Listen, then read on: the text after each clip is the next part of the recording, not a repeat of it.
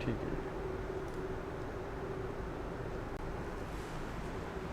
अच्छा, हम असल में इस वक्त एनटीसी और पीईसी दोनों ये कहते हैं कि आपके पास जो भी सिस्टम है आप उसको ओबीई बेस्ड सिस्टम होना चाहिए। मतलब आपको ओबीई आउटकम बेस्ड एजुकेशन पर जाना चाहिए। आउटकम बेस्ड एजुकेशन जो है ना वो कन्वेंशनल एजुकेशन से थोड़ी सी मुख्तलिफ है। कन्वेंशनल एजुकेशन में हम कोर्स आउटलाइन पढ़ते हैं, ये मैंने इसमें लिखा हुआ है, कोर्स आउटलाइन पढ़ते हैं, आपको सही नज़र आ रहा है? कोर्स आउटलाइन पढ़ते हैं और उसी को एक्सेस कर और उसी को असेस करते हैं, यानी एग्जामिनेशन में क्वेश्चंस पूछकर उसी को असेस करते हैं। जो आउटकम बेस्ड एजुकेशन है इसमें हम क्वेश्चंस पूछते हैं, उसमें हम पहले से प्री प्लान कर लेते हैं कि कोर्स लर्निंग आउटकम्स क्या होंगे। मतलब कोर्स लर्निंग आउटकम्स पहले नहीं होते थे, जो कन्वेंशनल सिस्टम होता था उसमें कोर्स लर्निंग आउटकम्स नहीं होते थे। जी, कोर्स लर्निंग आउटकम्स जो है ना ये यहाँ पर भी हैं और ये पीईसी के सिस्टम में भी हैं और ये बड़े इंपॉर्टेंट हैं। और ये सबसे वो बेसिक लेवल है जिस पर हम ओबीई इम्प्लीमेंट करते हैं। असल में ओबीई सर्टेन लेयर्स के ऊपर इम्प्लीमेंटेड है। सबसे पहली लेयर है ओबीई की, सबसे पहली लेयर है सीएलओ यानी कोर्स लेयर है जिसके ऊपर कोर्सेज हैं। उसके बाद है प्रोग्राम लेवल यानी हर कोर्स का लेवल, उसके बाद प्रोग्राम लेवल है और उसके बाद थर्ड लेवल है। थर्ड लेवल वो है जिसके ऊपर हम जब हमारा ग्रेजुएट पास आउट हो जाता है तो उसके 4 से 5 साल के बाद वो क्या कर सकता होगा, ये वो थर्ड लेवल है। तो सबसे बुनियादी लेवल वो लेवल है जिसके ऊपर हम कोर्स पढ़ाते हैं। तो जब कभी भी हम कोर्स पढ़ाते हैं ना, हम कोर्स में सबसे पहले ये करते हैं कि हम उसकी एक लर्निंग आउटकम बना लेते हैं। हर कोर्स की डिफरेंट लर्निंग आउटकम्स बना लेते हैं कि जब ये कोर्स हम पढ़ाएंगे तो लर्निंग आउटकम और कोर्स आउटलाइन में क्या फ़र्क होता है। ये सबसे बुनियादी सवाल है कि कोर्स आउटलाइन तो एग्जिस्ट करती है कि जी मैं एक कोर्स पढ़ा रहा हूँ, फॉर एग्ज़ाम्पल मैं मैथ्स का कोर्स पढ़ा रहा हूँ तो मैं उस कोर्स में इंटीग्रेशन पढ़ाऊँगा, डिफ्रेंसीशन पढ़ाऊँगा और मैं लिमिट्स पढ़ाऊँगा, इस तरह की चीज़ें। यानी मैथ्स का अगर मैं फ़र्स्ट कोर्स पढ़ा रहा हूँ, कैलकुलस का कोर्स पढ़ा रहा हूँ, तो मैं इस कोर्स, ये तो कोर्स की आउटलाइन है। ये तो ऐसा कोर्स है जो हर कोई, मतलब जिस तरह इंग्लिश के कोर्स में आप कहते हैं जी कि ये टॉपिक्स हैं, एसे राइटिंग है या लेटर राइटिंग है या बिज़नेस लेटर्स हैं या प्रेजेंटेशन स्किल्स है या बिज़नेस लेटर है, ये मैं लिखना सिखाऊंगा। लेकिन आउटकम ये है कि जब कि बच्चा ये कोर्स पढ़ चुका होगा तो उसके बाद वो क्या कर सकता होगा, इसको हम पहले से प्लान करते हैं। जब कोर्स स्टार्ट करते हैं तो पहले से प्लान कर लेते हैं कि जब बच्चा कोर्स पढ़ चुका होगा तो वो क्या कर सकता होगा। जैसे मैथ्स के कोर्स में हम उससे ये कहेंगे जी कि हम एक सर्टेन कॉम्प्लेक्सिटी का डेरिवेटिव कंप्यूट करना वो जानता होगा, एक सर्टेन कॉम्प्लेक्सिटी का फर्स्ट या फंक्शन ऑफ वन वेरिएबल को इंटीग्रेट करना जानता होगा या फंक्शन ऑफ 2 वेरिएबल्स को इंटीग्रेट करना जानता होगा, वो कर सकता होगा। और दूसरी इंपॉर्टेंट बात ये है कि जो CLOs होते हैं ना, ये मेजरेबल होते हैं। मेजरेबल, कोर्स आउटलाइन मेजरेबल नहीं होती, मतलब आपने तो पढ़ा दी। मेजरेबल का मतलब ये है कि जो और कोर्स जो CLOs है ना, ये 2 या 3 हैं, 4 हो जाते हैं, 2 जाते हैं, 3 होते हैं, 4 होते हैं, और ये मेजरेबल है। यानी एंड ऑफ द सेमेस्टर आप ये बता सकते हैं कि जी ये मैं इनको क्वेश्चन पूछ के ये मेजर कर सकता हूँ। फॉर एग्जांपल मेरे पास एक स्टूडेंट आ जाता है जिसको मैंने एक कोर्स पढ़ाया है और मैं ये जानना चाहता हूँ कि इसका CLO1 ये है कि ये कोई डिफ्रेंसीशन का क्वेश्चन सॉल्व कर सकता होगा ऑफ दिस कॉम्प्लेक्सिटी, तो मैं उससे क्वेश्चन देख के सॉल्व करवा लेता हूँ। अगर वो कर सकता हुआ तो इसका मतलब है उसका CLO1 पास है, वरना उसका CLO1 फेल है या एटलीस्ट उसका उस टाइम पर फेल है। अच्छा, तो CLO जितने भी हैं ना, उनकी दूसरी अच्छी बात ये है कि वो मेजरेबल होते हैं। आप उनके क्वेश्चन पूछ के उन मेजर कर सकते हैं। यानी पहली बात तो ये कि CLOs सबसे बेसिक लेवल की OBE की इम्प्लीमेंटेशन है जो कोर्स लेवल पर होती है। ये वो लर्निंग आउटकम्स हैं, हम इनको प्री प्लान करते हैं बिल्कुल स्टार्ट में, लेकिन हम ये कहते हैं कि हम इनको मेजर थ्रू आउट करते रहेंगे और एंड ऑफ द कोर्स ये कैरेक्टरिस्टिक्स या ये एबिलिटीज़ या ये स्किल्स स्टूडेंट में होंगी। अब हम उनको मेजर कैसे करते हैं? दरमियान में हमारे पास क्विज़ेज़ हैं, टेस्ट हैं, मिड टर्म एग्ज़ाम है, एंड टर्म एग्ज़ाम है, इन सब से हम उनको मेजर करते हैं और क्वेश्चंस ऐसे होने चाहिए जो मेजर करते हों। तो इसीलिए फिर पीसी ने भी और एनटीसी ने सब ने ये कहा कि जब आप क्वेश्चन पेपर बनाएंगे, अब हम जिस वक्त जो बात कर रहे हैं मैं बार बार कह रहा हूँ कि ये सबसे बेसिक लेवल की इम्प्लीमेंटेशन है। CLOs जो हैं ये OBE की सबसे बेसिक लेवल की कोर लेवल की इम्प्लीमेंटेशन है जो टीचर करता है। अच्छा, उन्होंने कहा जी कि आप इसके कोर्स एलोकेशन, आप इसके CLOs बनाएंगे और आप उनको मेजर करेंगे।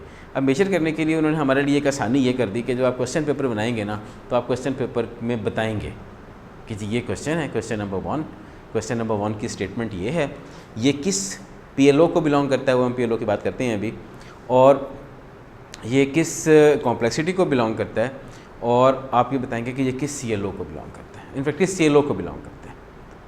और CLOs फिर कुछ CLOs जो हैं वो आगे चल के PLOs को मैप कर रहे हैं, वो हम देखते हैं अभी। तो हर क्वेश्चन, चाहे वो आपके मिड टर्म का क्वेश्चन हो, चाहे वो असाइनमेंट का क्वेश्चन हो या टेस्ट का क्वेश्चन हो, ये सारे क्वेश्चंस किसी न किसी इनमें से हर क्वेश्चन, या आपको आइडिया है ना, आपने पहले कोई सेमिनार लिया है इसका OBE के ऊपर? वो चाइनीज़ प्रोफेसर का लिया था, ठीक है। तो उन्होंने कहा था कि उन्होंने भी यही बताया कि आप वो COs कहते हैं मलेशिया में, उसको कोर्स लर्निंग आउटकम्स को मलेशिया में कोर्स आउटकम्स कहते हैं, COs कहते हैं, और PLOs को POs कहते हैं। यहाँ पर टर्मिनोलॉजी थोड़ी सी मुख्तलिफ है, CLOs कहते हैं और PLOs कहते हैं। अच्छा, तो हम हर क्वेश्चन के बारे में ये बताते हैं, चाहे वो मिड टर्म का क्वेश्चन हो या एंड टर्म का क्वेश्चन हो या वो टेस्ट क्विज़ का क्वेश्चन हो, हम उसको ये बताते हैं कि ये क्वेश्चन किस CLO को बिलोंग करता है।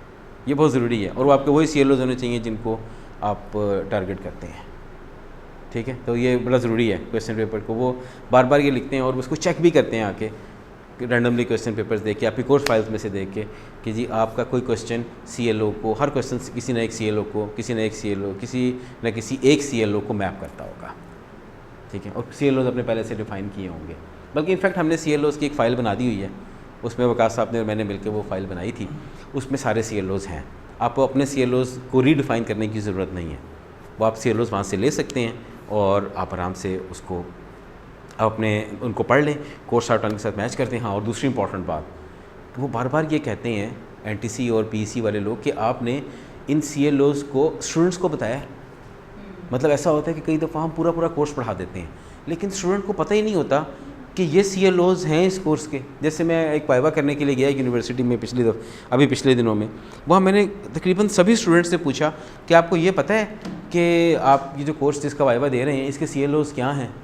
उनमें से कई को तो CLOs का भी नहीं पता था, फिर कहीं ने कहा नहीं मुझे CLOs का पता है, लेकिन हमें ये नहीं पता कि इस कोर्स से क्या CLOs हैं, जबकि वो उसका वाइवा देने वाली स्टेज पर आ गए थे, पूरा कोर्स पढ़ लिया था। तो पहली इंपॉर्टेंट बात ये मैंने उससे ये कहा कि आपने आइंदा हर क्लास में जब जाना है ना, तो पहली क्लास में अपने टीचर को ये कहना है कि आप हमें इस कोर्स के लिस्ट ऑफ CLOs प्रोवाइड करें। अगर आप टीचर को ये कहेंगे ना कि ये हमें लिस्ट ऑफ CLOs प्रोवाइड करें, तो फिर टीचर हेड से मांगेगा या कोऑर्डिनेटर से मांगेगा और आपको CLOs मिल जाएंगे, और आप जान सकेंगे कि जी हम ये वो स्किल्स हैं या ये वो एबिलिटीज़ हैं जो हमसे डिमांड की जा रही हैं जब हम इस कोर्स को ख़त्म कर चुके होंगे। और मैंने एक बात देखी है, अगर आप CLOs बताते हैं ना, फिर बच्चे ज़्यादा कीन हो जाते हैं, वो कहते हैं अच्छा ये हमसे ये कुछ एक्सपेक्ट किया जा रहा है, तो हमें अपने आप को इसके लिए प्रिपेयर करना है। तो मुझे ऐसा लगता है कि जो CLOs वाला स्टाइल है ना, ये स्टूडेंट्स को भी ज़्यादा मोटिवेट करता है, स्टूडेंट्स को ज़्यादा इंटरेस्टेड कर देता है कोर्स में। आप ये करके देखें, नेक्स्ट टाइम आपने जब भी कोई कोर्स लेना है ना, आपने बिल्कुल स्टार्ट में जाके बता देना है कि जी ये CLOs हैं, लिखवा देती हैं, या प्रिंटेड जो है अब उसकी काफ़ी सारी कॉपीज़ करा के आप उसके पीसेस बना के। अच्छा, कई यूनिवर्सिटीज़ इसको प्री प्लान कर लेती हैं, यानी वो इस तरह कर लेते हैं कि जी आप शुरू में उनको बता देते हैं। अभी हमारे यहाँ चूँकि स्टाफ कम है, कई यूनिवर्सिटीज़ इसको प्री प्लान करती हैं जी, कोर्स कोऑर्डिनेटर या जो OBE का एक पूरा एक उन्होंने अंदर एक यूनिट बनाया होता है। हमारे पास स्टाफ मेंबर्स ही थोड़े से हैं, तो हम क्या OBE का यूनिट बना सकते हैं अभी, लेकिन फ्यूचर में हमें बनाना चाहिए। OBE का एक यूनिट बना होता है, उसमें कुछ स्टाफ काम कर रहा होता है, और आप उनको पहले ही ये बता देते हैं कि ये कोर्स मुझे मिला है, तो मिड में मैं 3 क्वेश्चंस बनाऊंगा, उनमें से क्वेश्चन नंबर 1 इस CLO से होगा, क्वेश्चन 2 इससे होगा, क्वेश्चन 3 इससे होगा। इस तरह से एंड का भी आप बता देते हैं। कई यूनिवर्सिटीज़ तो ये टेक्निक फॉलो कर रही हैं, ये बहुत अच्छी टेक्निक है, यानी आप पहले से प्री प्लान कर लेते हैं। इसी तरह से आप मिड का और अपना क्विज़ का, असाइनमेंट का हर क्वेश्चन आप बता देते हैं कि मैं इतने क्विज़ लूँगा, इतने असाइनमेंट्स लूँगा, उसका हर क्वेश्चन इस CLO को मैप करता होगा। कोशिश करें कि आपके इक्वल वेटेज होनी चाहिए, मतलब फॉर एग्जांपल आप के 100 नंबर है ना, तो आपका CLO 1 30 नंबर होने चाहिए। ये ना हो कि CLO 1 10 नंबर हो, CLO 2 50 नंबर का हो और CLO 3 40 नंबर का हो। इस तरह से यानी आप कोशिश करें कि आप इनको बैलेंस करें। फ़िलहाल इसके ऊपर कोई ऐसा रिक्वायरमेंट नहीं है, ना PEC की ना NTC की, लेकिन इसको बैलेंस करना चाहिए।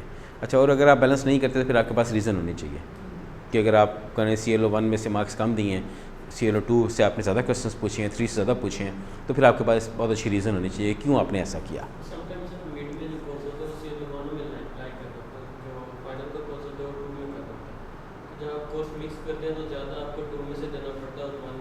लेकिन आप बिड तो 1 में से दे चुके होते हैं ना। नहीं मतलब इसको एग्जैक्टली बैलेंस करना ज़रूरी नहीं है कि अगर 3 है तो 33.333 होना चाहिए, मतलब ऐसा नहीं है।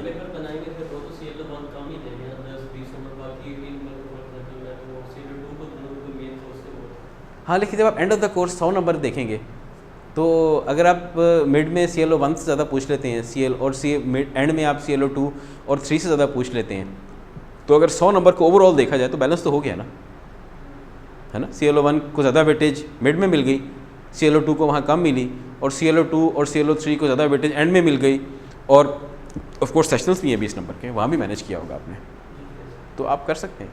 ऐसा ही आमतौर पे ऐसा ही होता है कि जो शुरू वाले ClOs हैं वो मिड में पूछे जाते हैं और एंड में ज़्यादा। अच्छा, आप मैं क्लास में गया तो बच्चे मुझे कहते जी कि आपने कि मिड से पहले वाला सिलेबस क्यों इंक्लूड कर दिया।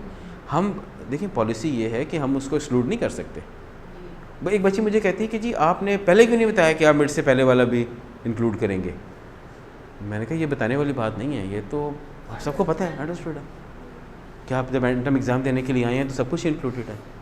ऐसा आपने बिल्कुल नहीं करना कि आप ये कहें कि हम तुम्हें ये फेवर देते हैं कि हम यहाँ से कम पूछ लेंगे, यहाँ से ज़्यादा पूछ लेंगे, या मिड से पहले वाला हम एंड में इंक्लूड नहीं करेंगे। हम क्यों ना करें, हमने पढ़ाया है और हम 50 नंबर का एग्ज़ाम ले रहे हैं और एंड टर्म एग्ज़ाम है। एंड टर्म एग्ज़ाम का मतलब वो सेमेस्टर का एंड टर्म एग्ज़ाम है, सेमेस्टर में जो कुछ पढ़ा है वो सारा उसके अंदर होना चाहिए।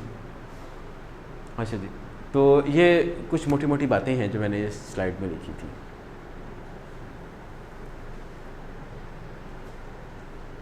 और फीडबैक लूप्स में आपको दिखाता हूँ। कॉन्टीन्यूस एडजस्टमेंट्स हम करते हैं इन अ फीडबैक लूप। तो इसका एडवांटेज ये है कि आप प्लान कर लेते हैं पहले से और आप कॉन्टीन्यूसली अपने आप को इम्प्रूव करते रहते हैं। जो कॉन्टीन्यूस इम्प्रूवमेंट है उसके लिए कुछ लूप्स बने हुए हैं। लास्ट टाइम जो हमें ज़ीरो विजिट की रिपोर्ट आई ना, उसमें हमारी एक की डेफिशिएंसी थी और वो CQI की थी। आपने और मैंने और वकास साहब ने वो रिपोर्ट पढ़ी है जो हमारी ज़ीरो विजिट की रिपोर्ट मिली हुई है। डीज जो डेफिशिएंसीज होती हैं वो सबसे मतलब बुरी चीज़ है, मतलब इसका मतलब है कि वो आपने कुछ नहीं किया हुआ उसके ऊपर। और उसके बाद वीकनेसेस हैं, डब्ल्यूज़ उससे बुरे होते हैं। यानी रिपोर्ट में जब कोई भी NTC या PEC रिपोर्ट बनाती है तो उसमें जो चीज़ सबसे ज़्यादा वीक होती है, जिसको फ़ौरन एड्रेस करना चाहिए और जिसको ज़्यादा एड्रेस करना चाहिए, वो डीज़ होती हैं, डेफिशिएंसी। उसके बाद वीकनेसेस हैं, डब्ल्यूज़ हैं। तो हमारा एक D था लास्ट टाइम और वो CQI था। शुक्र है फैकल्टी नहीं था, वो भी हो सकता था लेकिन नहीं था। तो एक D था और उस D में D सबसे बुरी चीज़ होती है। तो वो पूछेंगे आपसे कि डीज़ क्या होते हैं, और आपसे पूछ सकते हैं कि जब आपका ज़ीरो विजिट हुआ था उसमें आपका D क्यों, किस चीज़ में D था और क्यों था। तो हमारा CQI में D था लास्ट टाइम जब विज़िट हुआ, तो CQI में D था क्योंकि CQI का हमने कोई काम नहीं किया था। CQI OBE की इम्प्लीमेंटेशन में इसका बड़ा की रोल है। यानी CQI का मतलब ये है कि आपने एक CLO बनाया, अब आप ये आपने एक कोर्स के चंद CLOs बनाए, अब आप ये देखते हैं कि एक CLO अचीव ही नहीं होता, एक CLO अचीव ही नहीं होता, और या एक CLO ऐसा है जो एक बड़ी क्लास ने फेल कर दिया। ये एक और एनालिसिस है। लास्ट टाइम जब वो इधर आए PC के लोग इलेक्ट्रिकल डिपार्टमेंट में, तो उन्होंने पूछा जी कि आपने कोहोर्ट लेवल एनालिसिस किया। कोहोर्ट का मैंने क्वेश्चन डाला एंड पर, COHORT, कोहोर्ट लेवल एनालिसिस एक एनालिसिस होता है कि आपके कितने लोग हैं जिन्होंने कोई CLO बहुत ज़्यादा, कोई ऐसा CLO तो नहीं है जो बहुत ज़्यादा लोगों ने फ़ेल कर दिया हो किसी कोर्स में। अगर बहुत ज़्यादा लोगों ने कोई CLO फ़ेल कर दिया होगा तो उसमें कुछ प्रॉब्लम होगा, या वो CLO बहुत मुश्किल होगा, या वो उस CLO में जो कुछ आप एक्सपेक्ट कर रहे होंगे वो उस कोर्स से के स्कोप से बाहर की कोई चीज़ होगी, या हो सकता है टीचर ने उसको ठीक ना पढ़ाया हो। मतलब इतने सारे लोग क्यों फ़ेल करेंगे, क्यों फ़ेल करेंगे एक CLO को। तो वो कहते हैं कि जी आप ऐसा कोहोर्ट लेवल एनालिसिस भी आपको करना चाहिए देखने के लिए कि आपका एक CLO बहुत ज़्यादा लोग तो फेल नहीं कर रहे। ये सारी चीज़ें एक फ़ीडबैक लूप में एडजस्ट होती हैं। CLOs का अपना एक फ़ीडबैक लूप है, मैं अभी आपको दिखाता हूँ कि किस तरह से हम CLOs को पहले बनाते हैं, फिर हम उनको असेस करते हैं, इवेल्यूएट करते हैं। फिर एक उनकी डायरेक्ट इवैल्यूएशन है, एक उनकी इनडायरेक्ट इवैल्यूएशन, उसके थ्रू हम वापस ला के CLOs को की असेसमेंट करते हैं कि अटेनमेंट देखते हैं कि जो CLOs अटेन हो रहे हैं और फ्यूचर में हम उनको रिवाइज भी कर सकते हैं। इस तरह से PLOs हैं। PLOs को पहले इम्प्लीमेंट किया जाता है, फिर वो भी फीडबैक ग्रुप में एडजस्ट किया जाता है। ये सारी चीज़ें CQI हैं, कॉन्टीन्यूस इंप्रूवमेंट। थोड़ा सा काम करना पड़ता है, बस ये डिसएडवांटेज है, लेकिन कोई इतना ख़ास डिसएडवांटेज नहीं है, काफ़ी सारी चीज़ें बेहतर हो जाती हैं।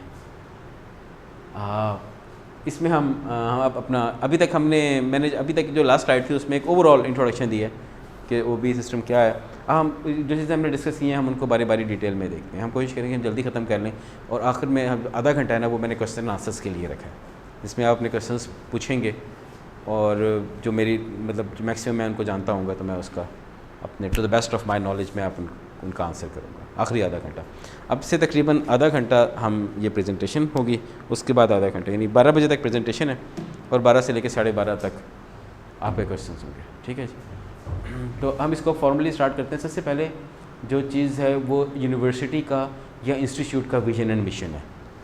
अच्छा, ये ऑर्डर आपने याद रखना है। सबसे ऊपर जो चीज़ है वो यूनिवर्सिटी का विजन है और उसके नीचे यूनिवर्सिटी का मिशन है। अक्सर वो पूछते हैं आके, जो पहला क्वेश्चन लास्ट टाइम आए PEC के लोग इलेक्ट्रिकल में, तो उन्होंने पूछा जी विजन और मिशन में क्या फ़र्क है।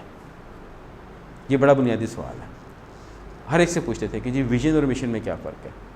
विजन का मतलब ये होता है कि कोई चीज़ जो आप अचीव करना चाहते हैं वो आपका विजन है। फॉर एग्ज़ाम्पल, हम इस रीजन की एक टॉप यूनिवर्सिटी बनना चाहते हैं।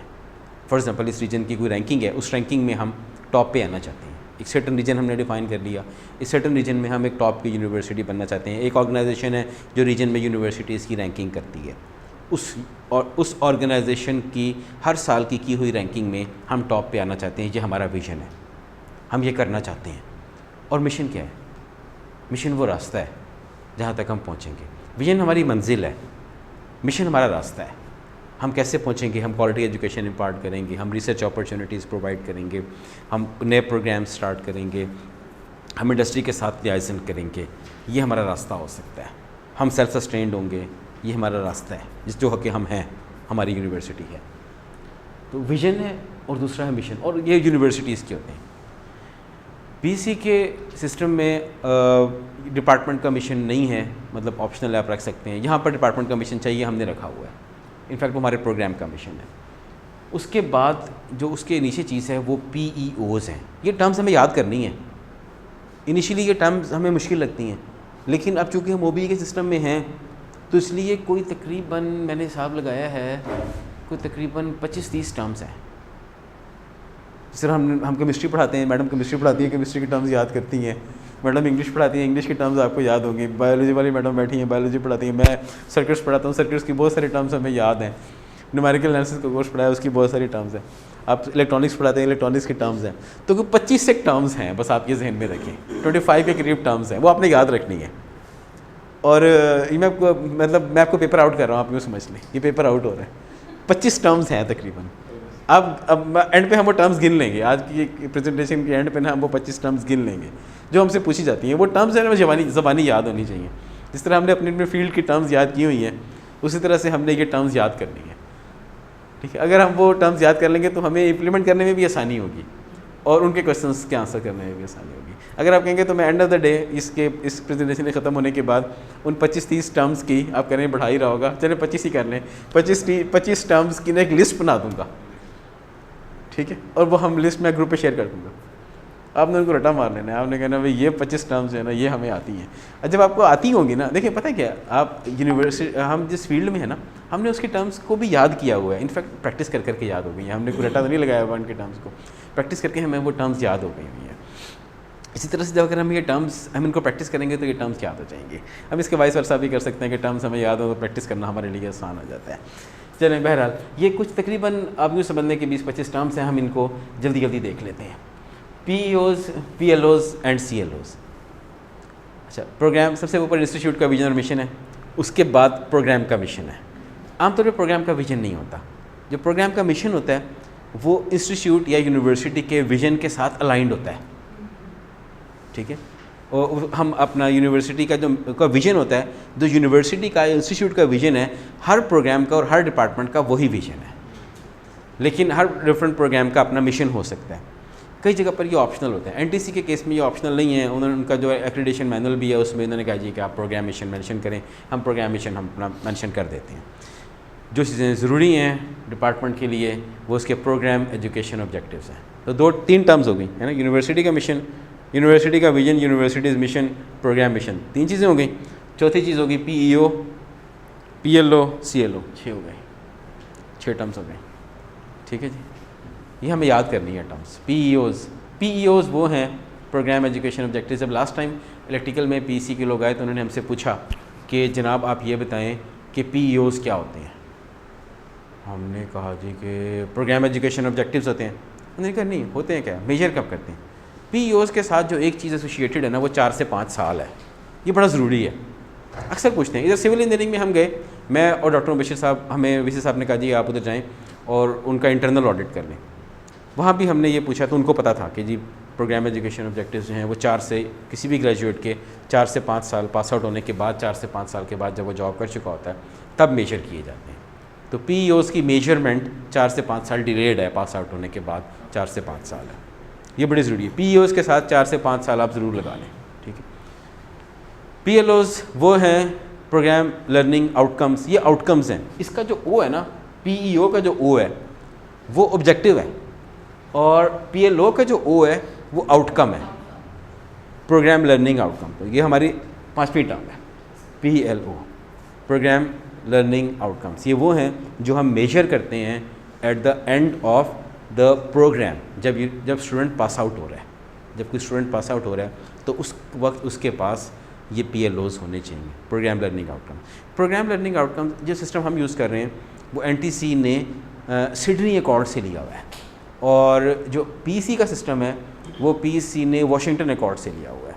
ये और इंटरनेशनल ऑर्गेनाइजेशंस हैं जो इंजीनियरिंग की एजुकेशन और इंजीनियरिंग टेक्नोलॉजी की एजुकेशन को रेगुलेट करते हैं। वाशिंगटन अकॉर्ड इंजीनियरिंग की एजुकेशन को रेगुलेट करता है पूरी दुनिया में, और सिडनी अकॉर्ड इंजीनियरिंग टेक्नोलॉजी की एजुकेशन को। हमारा जो प्रोग्राम है वो चूँकि इंजीनियरिंग टेक्नोलॉजी है तो NTC का जो मैनुअल है वो भी बार बार सिडनी अकॉर्ड को रेफ़र करता है, और जो PEC का मैनुअल है वो बार बार वाशिंगटन अकॉर्ड को रेफ़र करता है। तो हमारा सिडनी अकॉर्ड है। सिडनी अकॉर्ड और वाशिंगटन अकॉर्ड दोनों ने लिस्ट ऑफ 12 PLOs दी हुई है। वाशिंगटन अकॉर्ड की अपनी है, PEC के लिए हमारी सिडनी अकॉर्ड की अपनी है। 12 PLOs की लिस्ट है, SA1 to SA12 उनके मैनुअल में लिखी हुई हैं, और वो हम आगे पढ़ेंगे और हम देख भी लेंगे कि वो क्या 12 कैरेक्टरिस्टिक्स हैं जो स्टूडेंट में उस टाइम होने चाहिए जब वो पास आउट हो रहा हो। बोरिंग हो रही है प्रेजेंटेशन? अगर आप क्वेश्चन भी पूछ सकते हैं दरमियान में, कोई ज़रूरी नहीं है कि वो जो आखिरी आधा घंटा है उसमें क्वेश्चन पूछें, उसमें तो हम पूछेंगे। अगर दरमियान में कोई क्वेश्चन है तो आप पूछ लें। मैं चाह रहा हूँ कि ये सेशन हमारे लिए 11:30 से 12 वाला सेशन हमारे लिए बोरिंग ना हो। सर इसमें मेरे जहन में एक क्वेश्चन आया था। जी जी, आपने इंट्रोडक्शन में बताया था कि CLOs होते हैं, फिर उन पे कम्प्लेक्सिटी लेवल को देखा जाता है। हाँ हाँ, मुझे सर हमेशा इनमें कंफ्यूजन रहती है कि ये कम्प्लेक्सिटी लेवल क्या है। ये देखें, ये ना इसके बाद जो नेक्स्ट पॉइंट है ना वो है ब्लूम्स टैक्सोनॉमी। ब्लूम्स टैक्सोनॉमी के अंदर वो कॉम्प्लेक्सिटी लेवल्स हैं। ब्लूम्स टैक्सोनॉमी भी इनफैक्ट उसमें भी 3 पोर्शंस हैं और हर पोर्शन का आपके अपने लेवल्स हैं, उनको हम एक्सप्लेन करेंगे एग्जांपल्स के साथ। ये इससे नेक्स्ट पॉइंट है। फिर क्वेश्चन पेपर्स है, ऑनलाइन एजुकेशन टूल्स, और उसके बाद क्वेश्चन आंसर्स हैं। बल्कि इसके बाद एक मैं यहाँ पर लिखना भूल गया, एक और पॉइंट है जो कि लास्ट 0 विज़िट की रिपोर्ट में से सेलिएंट पॉइंट्स मैंने लिखे हैं। उसमें मैंने लिखा था कि फैकल्टी को क्या नहीं पता था, फैकल्टी को क्या पता होना चाहिए, आपके पास लैब्स में क्या नहीं था, क्या होना चाहिए था, आपके गुड पॉइंट्स क्या थे, आपके बैड पॉइंट्स क्या थे। तो वो मैंने एक स्लाइड में, वो इंटरेस्टिंग है, वो हमने 0 विज़िट रिपोर्ट जो लास्ट टाइम NTC की आई थी वहाँ से सीलेंट पॉइंट्स उठा के लिखे हैं। वो हमारे लिए हेल्पफुल होंगे इस नेक्स्ट विज़िट को सक्सेसफुल बनाने के लिए। और PLOs जो हैं वो 12 हैं। सिडनी अकॉर्ड ने भी वो 12 PLOs की लिस्ट दी हुई है, आपके पास वही 12 PLOs हैं। आप उनको अपने सारे CLOs जो कोर्स लर्निंग आउटकम्स हैं उनको PLOs के ऊपर मैप करते हैं। अब वो PLOs तो 12 हैं, CLOs कितने हैं आपके पास पूरे प्रोग्राम में? पूरे प्रोग्राम में CLOs कितने होंगे? आप 40 कोर्सेज़ पढ़ा रहे हैं फॉर एग्जांपल, या टेक्नोलॉजी प्रोग्राम में हम कम कोर्सेज़ पढ़ाते हैं क्योंकि हमारे लास्ट 2 सेमेस्टर्स ट्रेनिंग के होते हैं। तो आप समझ लें कि हम 30 कोर्सेज़ पढ़ाते होंगे। 30 कोर्सेज़, 32 कोर्सेज़ में 30 को मल्टीप्लाई करते हैं ऑन द एवरेज, हर एक के अगर 4 हैं तो 120 बन गए। 120-130 के करीब हमारे पास CLOs होंगे टोटल सारे कोर्सेज़ के मिला के, और ट्रेनिंग के भी मिला लें तो जो इंडस्ट्रियल ट्रेनिंग है, सुपरवाइजर इंडस्ट्रियल ट्रेनिंग, तो अगर आपके पास कोई 150 CLOs हैं, आपने उनको कहाँ मैप करना है? 12 PLOs के ऊपर। आप देखें ना कि 150 CLOs हों और आपने उनको मैप करना हो 12 PLOs के ऊपर, तो आप कैसे मैप करते हैं? कैसे मैप करेंगे? कैसे मैप करना चाहिए? प्रैक्टिकली हो ये रहा होता है कि जो आपके 12 CLOs हैं ना, वो आपके जो 12 PLOs हैं वो उनको एक फीडबैक मिल रही है, एक लूप में, इनफैक्ट एक फीड फॉरवर्ड लूप में वो PLOs के साथ कनेक्टेड होते हैं, PLOs CLOs के साथ कनेक्टेड होते हैं। मैं अभी कनेक्ट करके दिखाता हूँ आपको, ये पड़ा है उधर बोर्ड है, मैं सिर्फ एक छोटी सी डायग्राम वहाँ बना दूँ, फिर हम इधर वापस आ जाते हैं। कि ऐसा होता है कि CLOs जो है ना, ये हमारे पास कोर्स 1 है, ये कोर्स 2 है, और ये हमारा कोर्स, फॉर एग्जांपल हम 32 कोर्सेज पढ़ा रहे हैं, ये 32nd कोर्स है। इसमें से हर कोर्स के कुछ CLOs हैं। सपोज़ कर लें ये इसके 3 CLOs हैं, ये इसके 4 CLOs हैं, ये इसके 3 CLOs हैं, जबकि जो PLOs हैं वो तो हैं ही 12, 1 to 12। हो ये रहा होता है, आ जाए मैडम, आ जाए। हो ये रहा होता है कि जो फर्स्ट कोर्स का फर्स्ट CLO है वो PLO 1 के ऊपर मैप कर रहे हैं। हो सकता है सेकंड कोर्स का PLO 2 भी, सेकंड कोर्स का CLO 2 भी PLO 1 के ऊपर मैप कर रहा हो। ऐसा हो सकता है ना? अगर फॉर एग्जांपल जो पहला है वो सिर्फ नॉलेज का CLO है, नॉलेज का PLO है, तो हो सकता है कई कोर्सेज का पहला या दूसरा या तीसरा PLO 1 के ऊपर मैप करता हो। इसी तरह से ये हो सकता है कि ये PLO 2 के ऊपर मैप करता हो, ये PLO 2 के ऊपर मैप करता हो। तो इस तरह से ये एक सेट बन जाता है। ये एक सेट, आप ज़रा चेयर्स तो मंगवा लें उधर से, 2-3 चेयर्स तो मंगवा लें। ये एक सेट बन जाता है जिसमें चंद CLO में सारे CLOs चंद PLOs के ऊपर मैप कर रहे होते हैं। अब देखें ना, ये इस साइड पे काफ़ी ज़्यादा CLOs हैं, जैसे 12 PLOs हैं, ये मैप बन रहा होता है। हम ये देखना चाह रहे होते हैं, और ये कैसे, ये जो PLO की मैपिंग है, अब देखें ये मैपिंग तो हमने एक दफ़ा कर दी ना, ये PLOs की मैपिंग तो हमने एक दफ़ा कर दी है। उसके बाद आप ये देखें कि जब फर्स्ट सेमेस्टर आता है तो उसमें फॉर एग्जांपल आपके 5 कोर्सेज़ हैं, तो आपके फर्स्ट सेमेस्टर में सारे PLOs तो एड्रेस नहीं हुए, है ना? हो सकता है 4 हुए हों, 5 हुए हों, फर्स्ट सेमेस्टर में 4 या 5 हुए हों, तो आपके PLOs की कुछ परसेंटेज बन रही होती है। फिर जब सेकंड सेमेस्टर आया तो फिर कुछ और PLOs एड्रेस हो गए, जो पहले से एड्रेस हुए थे वो भी दोबारा हो गए, और कुछ और भी हो गए। अच्छा, एंड पे जाके जब हमने ट्रेनिंग में सारे PLOs ही होते हैं, और इस तरह से फाइनल प्रोजेक्ट जो PEC का है उसमें भी सारे PLOs एड्रेस हो जाते हैं। इसमें ये सारे PLOs एड्रेस हो गए। तो हम हर सेमेस्टर के एंड पे एक PLO की अटेनमेंट बनाते हैं। इसको वो बार बार बड़ा एम्फेसाइज़ करते हैं कि हर सेमेस्टर के एंड पे आपने PLO की अटेनमेंट बनानी है, यानी आपके कितने % PLOs हैं। इधर आ जाए, इधर आपके कितने, हर सेमेस्टर के एंड पे आपके PLOs की कितने % आपने अचीव कर लिया।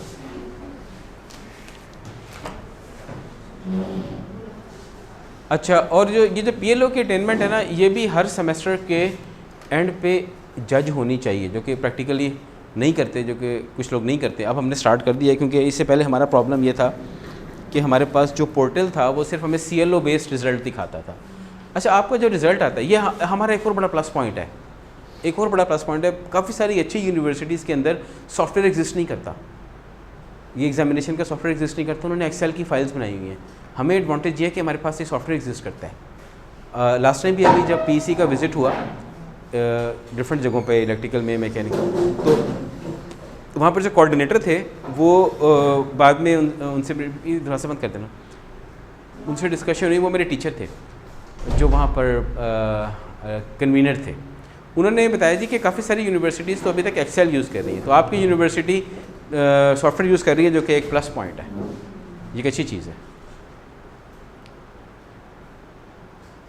इस तरह से CLOs मैप होकर PLOs के ऊपर चले जाते हैं। CLOs कहाँ मेजर होता है? हर सेमेस्टर के एंड पर। PLOs कहाँ मेजर होते हैं? प्रोग्राम के एंड पर, और PEOs मेजर होते हैं 4 से 5 साल के बाद।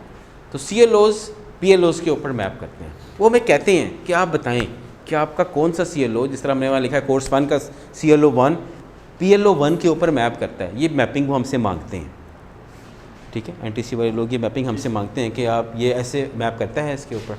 फिर आप के PLOs कहाँ मैप करते हैं? 12 PLOs कहाँ मैप करना चाहिए उनको? PEOs के ऊपर। PLOs को PEOs के ऊपर मैप करना चाहिए। तो 12 PLOs PEOs के ऊपर मैप करते हैं। PEOs आमतौर पे 3 होते हैं, 4 होते हैं, कुछ यूनिवर्सिटीज़ इसको 5, 6 भी बना लेती हैं, जो गलत है। मतलब गलत इस सेंस में है कि उनके लिए मैनेज करना मुश्किल हो जाता है। टेक्निकली गलत नहीं है, लेकिन प्रैक्टिकली गलत है। 3 बहुत होते हैं, PEOs 3 बहुत हैं। अल्लाह का शुक्र है हमारे 3 ही हैं।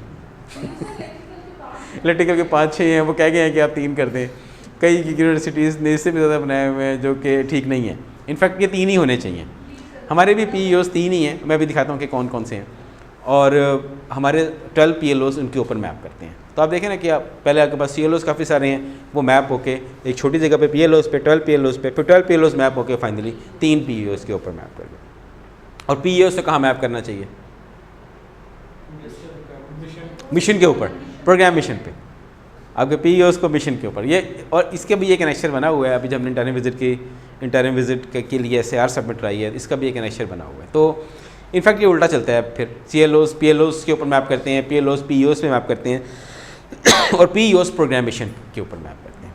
और प्रोग्राम मिशन किसके साथ अलाइंड होता है? इंस्टीट्यूट के विजन के साथ, इंस्टीट्यूट के विजन के साथ। क्योंकि इंस्टीट्यूट का एक ही विजन होता है, हर प्रोग्राम का अपना विजन नहीं होता। तो ये एक हायरार्की है जो कि बहुत इंटरेस्टिंग है। मैंने बताया कि विजन जो है डेस्टिनेशन है, और जिस तरह से आप जाते हैं वो मिशन है, रास्ता मिशन है। डिपार्टमेंट का प्रोग्राम, पहले इंस्टीट्यूट के यूनिवर्सिटी का विजन मिशन होता है, डिपार्टमेंट का मिशन है, और फिर प्रोग्राम का मिशन है। तो हमारे यहाँ फ़िलहाल प्रोग्राम का मिशन है, और यूनिवर्सिटी का ऑफ कोर्स है विजन एंड मिशन दोनों, ठीक है। प्रोग्राम एजुकेशन ऑब्जेक्टिव्स हमने पहले आपको बता दिया हुआ है कि जब कभी भी आपसे कोई PEO कहेगा तो फ्यू ईयर्स, 4 से 5 साल इसमें इंपॉर्टेंट है कि वो 4 से 5 साल के बाद हम मेजर करेंगे। जो at the time of graduation measure करते हैं वो PEOs नहीं होते, वो PLOs होते हैं, PLOs। और जो हर कोर्स के एंड पे करते हैं वो CLOs होते हैं। ये बड़ी ही बुनियादी बात है। ये हमारे PEOs हैं, आप पढ़ लें एक दफ़ा इनको। Apply biomedical engineering knowledge to identify and address technical and societal problems. इनमें से कुछ ऐसे होंगे जो कुछ PLOs को मैप कर, मैं PLOs की लिस्ट दिखाता हूँ अभी। Be able to take initiative and और develop innovative ideas for technological and professional growth, keeping in view their societal environmental impacts. आपको ये अच्छा, आप वैसे आपस की बात है कि इनको पढ़ के आपको ये लग रहा है कि ये सारा काम स्टूडेंट तब करेगा जब वो उसको इंडस्ट्री में गए हुए 4 से 5 साल हो चुके होंगे? कोई ऐसा काम तो नहीं है जो स्टूडेंट मतलब अनलाइकली हो कि वो 4 से 5 साल के बाद करेगा। इनमें से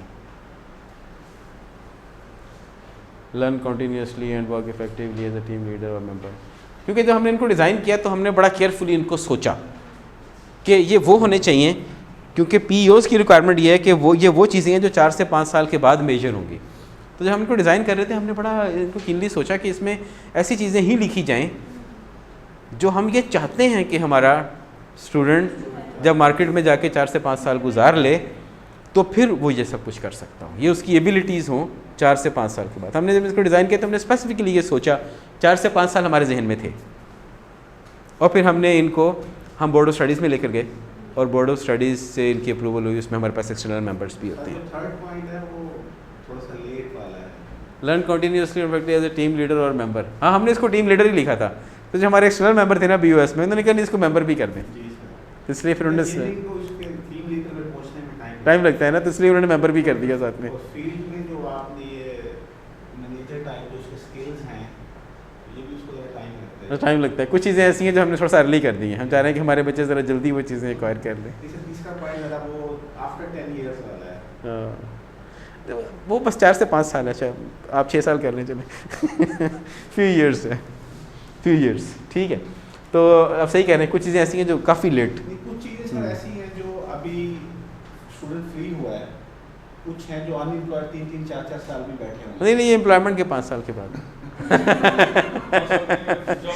हम अज्यूम कर रहे हैं कि ये एम्प्लॉयड लोगों के लिए। हाँ, वेरिएशन हो सकती है। कुछ लोग बड़ी जल्दी मैनेजरियल स्किल्स पे मैनेजरियल पोजीशंस पे पहुंच जाते हैं। सही कह रही हैं। कुछ हमारे स्टूडेंट्स हैं, मुझे कल, हाँ कल वो जो है वो अपना नोमान साहब कल आए हुए थे, परसों फ्राइडे मेरे पास आए। उन्होंने बताया कि नोमान साहब के जो क्लास फेलोज़ हैं उनमें से कुछ अब बहुत अच्छे लेवल पे पहुंच गए, हमारे स्टूडेंट हैं। उन्होंने बताया कि वो काफ़ी अच्छी प्राइवेट सेक्टर में ऑयल एंड गैस के फॉर्म्स में वो काफ़ी बेहतर पोजीशन पे पहुंच गए। तो कुछ ऐसा होता है कई दफ़ा टीचर, हाँ कई दफ़ा पर्सन के ऊपर डिपेंड करता है। कई दफ़ा कोई पर्सन होता है वो ज़रा जल्दी ग्रो कर जाता है। कुछ ऐसी मल्टीनेशनल ऑर्गेनाइजेशंस होती हैं जिसमें ग्रोथ बेहतर हो जाती है। यानी आप ये कह सकते हैं कि बाबडा में जो है वो SDO 15 साल तक SDO भी रहता है और 20 साल SDO भी रहता है, और एटॉमिक एनर्जी कमीशन में 5 साल के बाद असिस्टेंट मैनेजर, डिप्टी मैनेजर हो जाता है। मतलब ये फ़र्क है, थोड़ा सा फ़र्क है, क्योंकि उधर सीनियरिटी क्यों छोटी है, इधर हाँ ग्रोथ भी फ़र्क है। ऑर्गेनाइजेशन डिपेंडेंट भी हैं कुछ चीज़ें।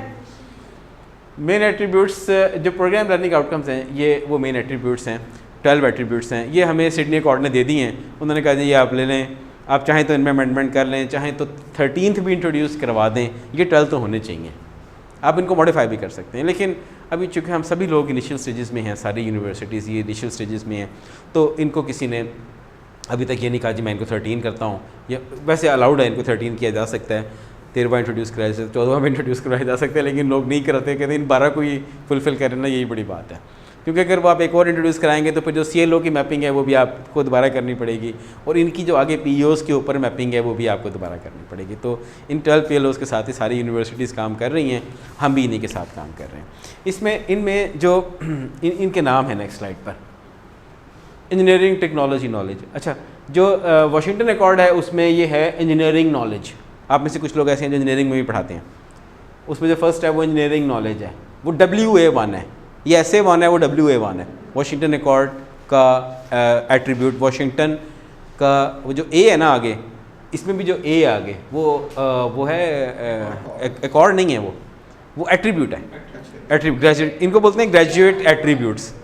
ग्रेजुएट एट्रीब्यूट्स जो A है ना, ये एट्रीब्यूट है। तो ये सिडनी अकॉर्ड का एट्रीब्यूट नंबर 1 है, जो एक इंजीनियर में होना चाहिए, इंजीनियरिंग टेक्नोलॉजिस्ट में होना चाहिए जब वो जिस वक्त वो पास आउट हो रहा हो। Engineering technology knowledge SA1, problem analysis SA2 है, डिज़ाइन और development solution, investigation, modern tools usage. अच्छा, वो जो चाइनीज़ प्रोफेसर थे जिनकी 2 हफ्ते पहले एक प्रेजेंटेशन हुई है, उसका लिंक भी मैंने सेंड किया था। 3.5 घंटे की एक दिन थी, 3.5 घंटे की दूसरे दिन थी, एक फ्राइडे था, एक सैटरडे था। मैंने ग्रुप में उनका लिंक सेंड किया था। जवाद साहब कह रहे हैं कि उन्होंने वो प्रेजेंटेशन पूरी देखी है। मैंने वो दोनों दिन देखी है, चाइनीज़ प्रोफेसर की पूरे 3.5 घंटे दोनों दिन देखी है। बहुत ही यूज़फुल प्रेजेंटेशन थी।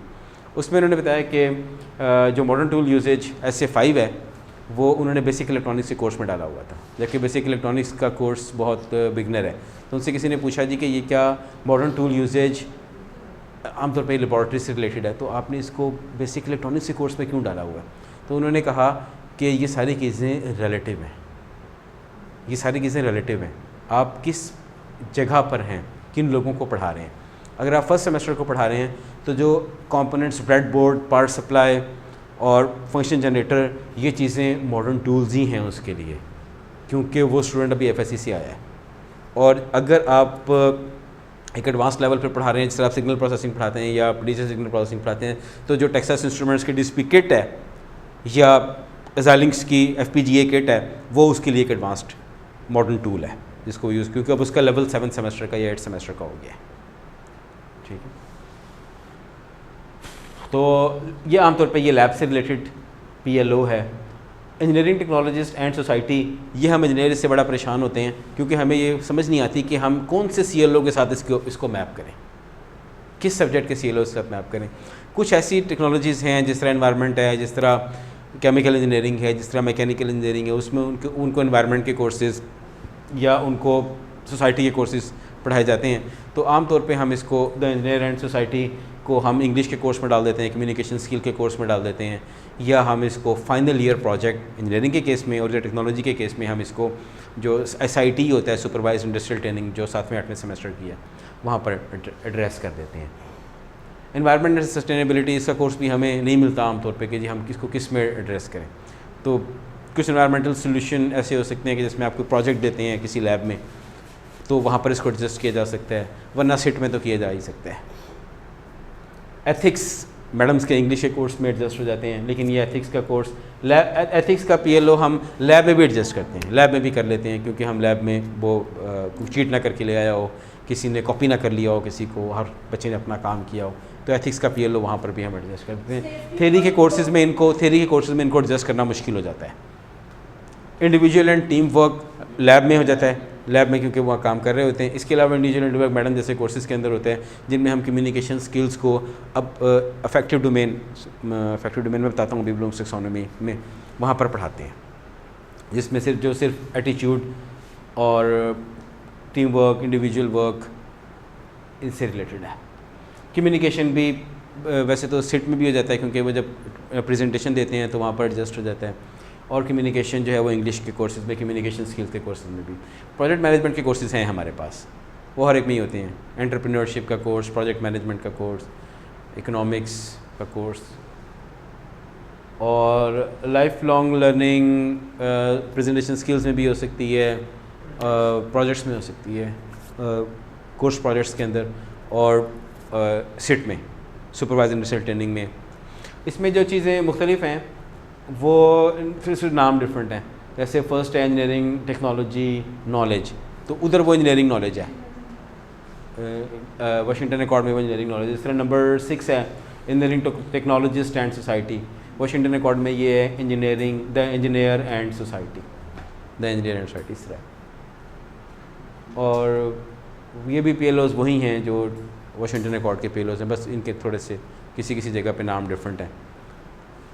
और वो ये कहते हैं कि PLOs आपके पास आपके PEOs, प्रोग्रामेशन PEOs और 12 PLOs, ये आपके पास एक बड़ी जो है ना वो बड़ी प्लेस के ऊपर सामने आपकी एक विजिबल स्टेट प्लेस के ऊपर इनको डिस्प्लेड होना चाहिए। ये नेशनल टेक्नोलॉजी काउंसिल की डिमांड है। तो हमने उसको एक पैनाफ्लेक्स बना लिया, हमने उसको ऑर्डर किया था, वकास साहब ने उसको डिज़ाइन किया था, और हमने उसका लास्ट फ्राइडे हमने उसको ऑर्डर प्लेस किया था, वो आज आ गया है, अब हम उसको प्लेस करवा रहे हैं। आप देखेंगे कि प्रोग्राम एजुकेशन ऑब्जेक्टिव वो सब ने लगाया हुआ है, तो इलेक्ट्रिकल में भी लगा हुआ है, मैकेनिकल में भी लगा हुआ, वो उनकी रिक्वायरमेंट है। PC की भी रिक्वायरमेंट है, NTC की भी है, तो हमें चूँकि यहाँ पर PC है नहीं, NTC ही है, तो अब हमने वो बनवा ली है, अभी हम उसको लगा देते हैं। तो 12 PLOs हैं उसके ऊपर, हमारे PEOs हैं और प्रोग्रामेशन है, और CLOs हैं, वो उस पर नहीं है, मतलब क्योंकि वो CLOs तो आपको पता है, क्योंकि 150 के करीब CLOs होंगे, हर कोर्स के 3-4 CLOs हैं जो कि आपने बच्चों को देने हैं। ये एक बात बड़ी इंपॉर्टेंट है, जब वो लास्ट टाइम आए ना PC वाले लोग, उन्होंने कहा जी कि हमने क्या किया हुआ था उधर इलेक्ट्रिकल में, कुछ CLOs को 2 PLOs के ऊपर मैप किया हुआ था, तो ऐसा नहीं करना, एक CLO को एक ही PLO के ऊपर, क्योंकि CLOs पहले ही बहुत सारे हैं, वो तो कोई 32 कोर्सेज़ के 150 CLOs हैं, अगर उनको एक को हम 2-2 के ऊपर मैप करेंगे, वो PLO से बेचारे पहले ही काम है। और PLO एक ब्रॉड है, मतलब ब्रॉड चीज़ है, CLO एक छोटी चीज़ है। मतलब जिसको इसी एग्जांपल इस तरह देते हैं कि CLO एक एम्प्लॉई है और PLO बॉस है, इस हायरार्की के अंदर PLO बॉस है, तो एक बॉस के मल्टीपल एम्प्लॉयज़ हो सकते हैं, ये ऐसे है। ऐसा नहीं हो सकता कि एक एम्प्लॉय के मल्टीपल बॉसेज हो जाएँ, ऐसा नहीं होता। तो ये PLOs चूँकि थोड़े हैं इसलिए ये बॉसेज हैं और CLOs एम्प्लॉयज़ हैं, और इनके आगे अगर हम PEOs बना दें तो वो इससे भी थोड़े हैं, है ना, 3 हैं। अगर उस मैपिंग को देखेंगे ना, फिर अगर PEOs भी इसके आगे बना दें, ये CLOs हैं, ये PLOs हैं, और इसके आगे अगर PEOs भी बना दें जो कि सिर्फ 3 हैं,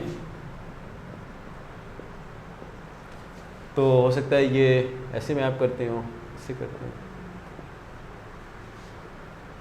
ऐसे करते हैं, तो फिर ये बॉसेज हैं इसके केस में, PEOs बॉस हैं और PLOs एम्प्लॉयज़ हैं। तो ये नहीं हो सकता कि एक बॉस कि एक एम्प्लॉय के मल्टीपल बॉसेज हों, ऐसा नहीं हो सकता। तो ऐसा होगा कि मल्टीपल PLOs एक PEO के ऊपर मैप करते होंगे, इसके वाइस वर्सा नहीं हो सकता कि एक PLO 2 PEOs के ऊपर नहीं मैप करना। ऐसे नहीं कर देना कि एक PLO 1 जो है वो PEO 1 के ऊपर भी मैप करता हो, ऐसे भी करता हो, ये गलत हो जाएगा, ये गलत हो जाएगा। फिर ये हो जाएगा एक सबऑर्डिनेट के 2 बॉसेस हो जाएंगे, वो बेचारा कुछ भी नहीं कर सकेगा। कॉम्प्लेक्स इंजीनियरिंग प्रॉब्लम में तो सर 3-4 CLOs होता है और उसमें एक या 2 PLOs होता है। हाँ तो ठीक है ना, अगर 4 CLOs हैं और 2 PLOs हैं तो ठीक है ना, फिर बॉस और एम्प्लॉय का वो रहा ना।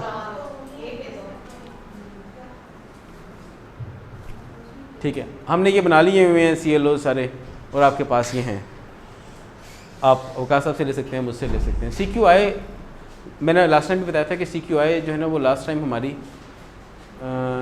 काफ़ी वीक थी और उसकी रीज़न ये थी कि हमने ऐसे कोई लूप्स नहीं बनाए हुए थे। ये जो CQI मेंटेन होता है ना, ये इसमें कुछ एरोज डबल आ गए, जबकि ये मैंने सिंगल रखे थे, पता नहीं डबल क्यों हो गए। चले, बहरहाल CLOs हमारे कोर्स लर्निंग आउटकम्स हैं, हम उनको किस तरह इवेल्युएट करते हैं। सबसे पहली चीज़ होती है अटेनमेंट। अब हमारी कितनी टर्म्स हो गई थी? 6 हो गई थी, 6 हो गई थी। इधर कोई और नई टर्म आई है?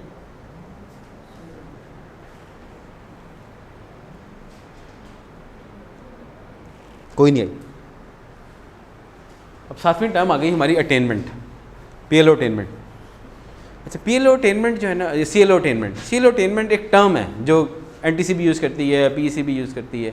अटेनमेंट का मतलब ये होता है कि आपने एक CLO बनाया, 3 CLOs एक कोर्स के लिए बनाए। अब आप ये देखते हैं कि स्टूडेंट ने उनको अचीव भी किया या नहीं किया। वो आप कैसे देखेंगे कि CLO अचीव भी हुआ या नहीं हुआ? देखो, वो अब एक तरीका है उसका डायरेक्ट इवैल्यूएशन।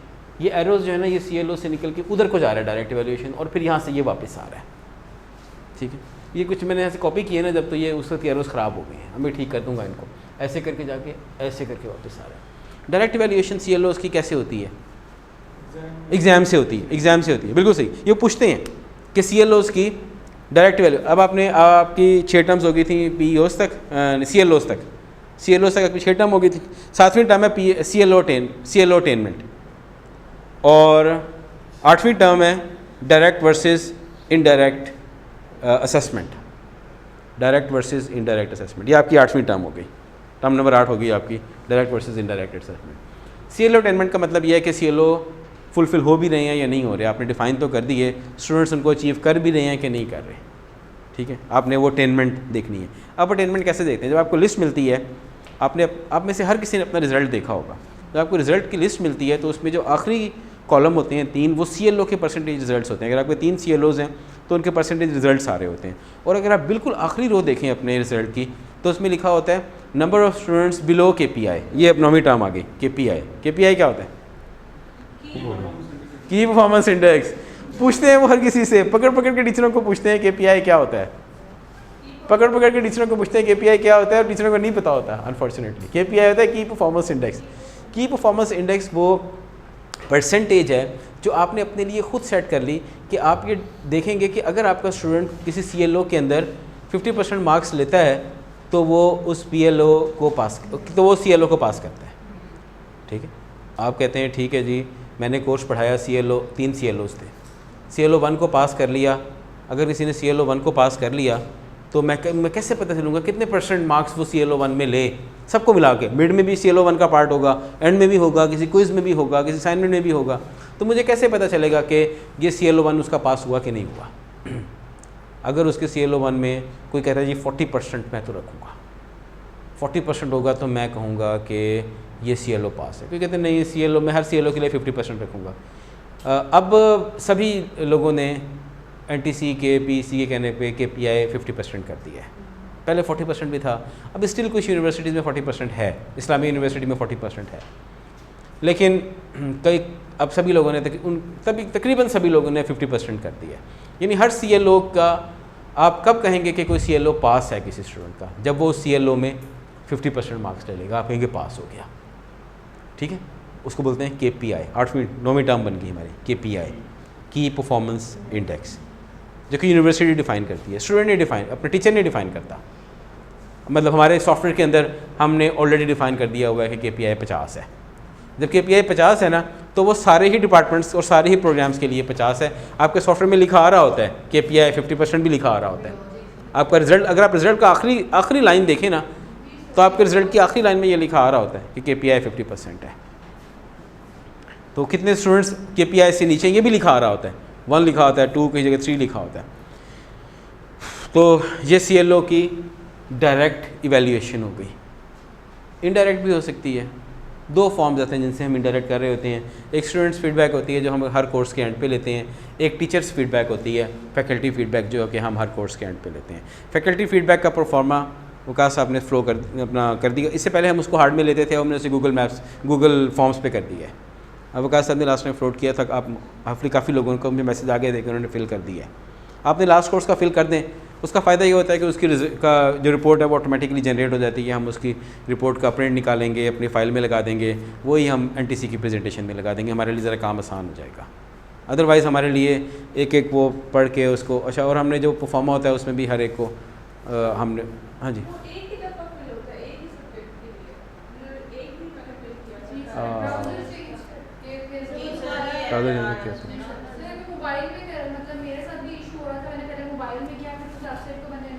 अगर किसी के 2 कोर्सेज हैं, आपके 2 कोर्सेज हैं, आप उसमें से ईमेल की कंडीशन हटा दें, उसमें क्या है? ईमेल की नहीं सर, शायद ब्राउज़र का इशू है कि सेम ब्राउज़र से ब्राउज़र में सर ओपन हो रहा है, ब्राउज़र चेंज करें, WPS पे ओपन नहीं हो रहा, डिफरेंट WPS ब्राउज़र पे नहीं हो रहा, आप गूगल क्रोम पे हो रहे हैं। उस पे हो रहा है, क्रोम पे हो रहा है, लेकिन उसमें भी एक ही दफ़ा आप click वो इस तरह के सेम ब्राउज़र से एक दफ़ा हो रहा है, एक ईमेल से आपने ईमेल की कंडीशन लगाई होगी ना कि एक ईमेल से नहीं लगाई इसमें। उसका ब्राउज़र क्या है कि वो ऑटोमेटिकली ना एक ब्राउज़र से एक दफ़ा सेट करता है। किसके पास 2 से ऊपर भी कोर्सेज हैं? किसी के पास 3 भी हैं? 2 ही हैं मैक्सिमम।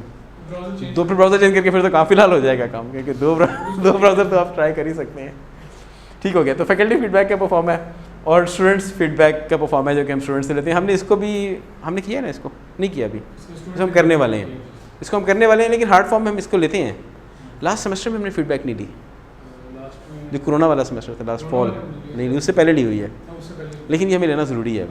अपकमिंग NTC विजिट से पहले गूगल फॉर्म्स पर ले लेंगे। इससे पहले हम लेते रहे हैं, लेकिन वो हमारा हार्ड फॉर्म में परफॉर्मा बना हुआ था, उसमें फिर हमें इवेल्युएट करना पड़ता है हर एक, वो उसकी इवेल्यूएशन थोड़ी सी मुश्किल हो जाती है। ये इवेल्यूएशन हम ऐसे आप गूगल फॉर्म्स के थ्रू कर लेंगे। तो CLOs की एक डायरेक्ट इवेल्यूएशन है, एक इनडायरेक्ट इवेल्यूएशन है। तो डायरेक्ट इंडायरेक्ट इवेल्यूएशन और CLO अटेनमेंट, ठीक है। इसी तरह से PLOs की भी एक डायरेक्ट इवेल्यूएशन है। PLO की डायरेक्ट इवेल्यूएशन कैसे हो रही होती है? क्योंकि CLOs PLO के ऊपर मैप कर रहे होते हैं। अगर आप CLOs को इवेल्यूएट कर रहे हैं तो इनफैक्ट आप PLOs को इवेल्यूएट कर रहे हैं ना, क्योंकि जिनके ऊपर वो मैप कर रहे हैं, तो इसलिए डायरेक्ट इवेल्यूएशन हो रही होती है। एग्जिट सर्वे से हम उनकी इसकी इनडायरेक्ट इवेल्यूएशन भी करते हैं।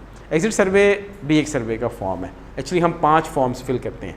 ये 5 फॉर्म्स के ये 5 और टर्म्स कह लें आप इनको, ये आपने याद रखनी है। वो पूछते हैं कि आप कौन कौन से फॉर्म्स आपके कौन कौन से फॉर्म्स हैं। मैडम सुंबल, वकास साहब और मैं, हम 3 CQI कमेटी के मेंबर हैं। हमने एक इंटरनल CQI कमेटी बनाई हुई है, हम तीनों उसके मेंबर्स हैं। तो हमारे पास 5 फॉर्म्स हैं। 5 फॉर्म्स के नाम आपने याद रखने हैं। एक स्टूडेंट फीडबैक फॉर्म, एक faculty feedback. Student feedback form हर सेमेस्टर के एंड पे, फैकल्टी फीडबैक फॉर्म भी हर सेमेस्टर के एंड पे। कहाँ यूज़ हो रहा होता है? CLO की इनडायरेक्ट इवेल्यूएशन के लिए, CLOs की इनडायरेक्ट इवेल्यूएशन के लिए। उसके बाद जो फॉर्म नंबर 3 है वो है एग्जिट सर्वे फॉर्म, जो हम उस वक्त स्टूडेंट से लेते हैं जब वो एग्जिट कर गए, यहाँ से निकल गए, पास आउट हो गए। फिर हम उनसे जानना चाहते हैं at the time of graduation, मतलब 5 साल बाद नहीं, eight the time of graduation, जब वो ग्रेजुएशन, ज़ाहिर बात है। और जो चीज़ें हम eight the time of graduation उनमें चाह रहे हैं वो क्या हैं? वो PLOs ही है ना, वो PLOs हैं। तो एग्जिट सर्वे से हमें PLOs ही को असेस करना चाहिए, लेकिन ये असेसमेंट इनडायरेक्ट असेसमेंट होगी। हम स्टूडेंट से कहेंगे ना कि आप बताएं, स्टूडेंट की बताइए असेसमेंट होगी, डायरेक्ट है, डायरेक्ट नहीं है, ये इनडायरेक्ट है। डायरेक्ट वो है जो CLOs के थ्रू PLO से मैप हो गए हैं, तो इसलिए वो डायरेक्ट असेसमेंट है। तो आपने exit survey form 3rd form हो गया। 2 फॉर्म्स और भी हैं, वो ये हैं। PEOs कैसे इवेल्यूएट होंगे, PEO अटेनमेंट कैसे होंगे? एक तो डायरेक्ट होगी। डायरेक्ट कैसे होगी? क्योंकि CLO PLO के ऊपर मैप हुए हुए हैं और PLOs फाइनली PEOs के ऊपर मैप हुए हुए हैं, तो एक तो ये डायरेक्ट इवेल्यूएशन होगी। और दूसरा एलुमनाई के सर्वे से और एम्प्लॉयर फीडबैक से। एलुमनाई सर का वो होती है जो हमारे स्टूडेंट हैं जिन्होंने 4-5 साल जॉब कर ली है, और एम्प्लॉयर वो हैं जो जिनके पास वो जॉब कर रहे हैं। वो प्राइवेट सेक्टर के एम्प्लॉयर्स भी हो सकते हैं, पब्लिक सेक्टर के भी हो सकते हैं। इनमें से कुछ एम्प्लॉयर्स ऐसे हैं जो सेल्फ एम्प्लॉयड भी हैं, हम उनसे भी ले लेते हैं।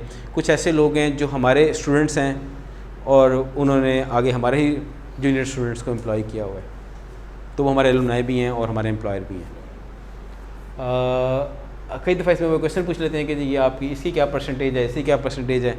अभी हम इस टाइम पर हैं कि हम समझते हैं कि हम इसको थोड़ा ज़्यादा रखेंगे डायरेक्ट वैल्यूएशन को, क्योंकि यहाँ पर हमें प्रॉब्लम ये होता है कि ये एक तो मिलते नहीं हैं, दूसरा जिनसे मिलते हैं उनसे पर्सनल कॉन्टैक्ट बार बार करके उनको कह के फिर ये फॉर्म्स मिलते हैं। अभी हमने ग्रेजुएट सर्वे फॉर्म करवाया, exit survey form last week में।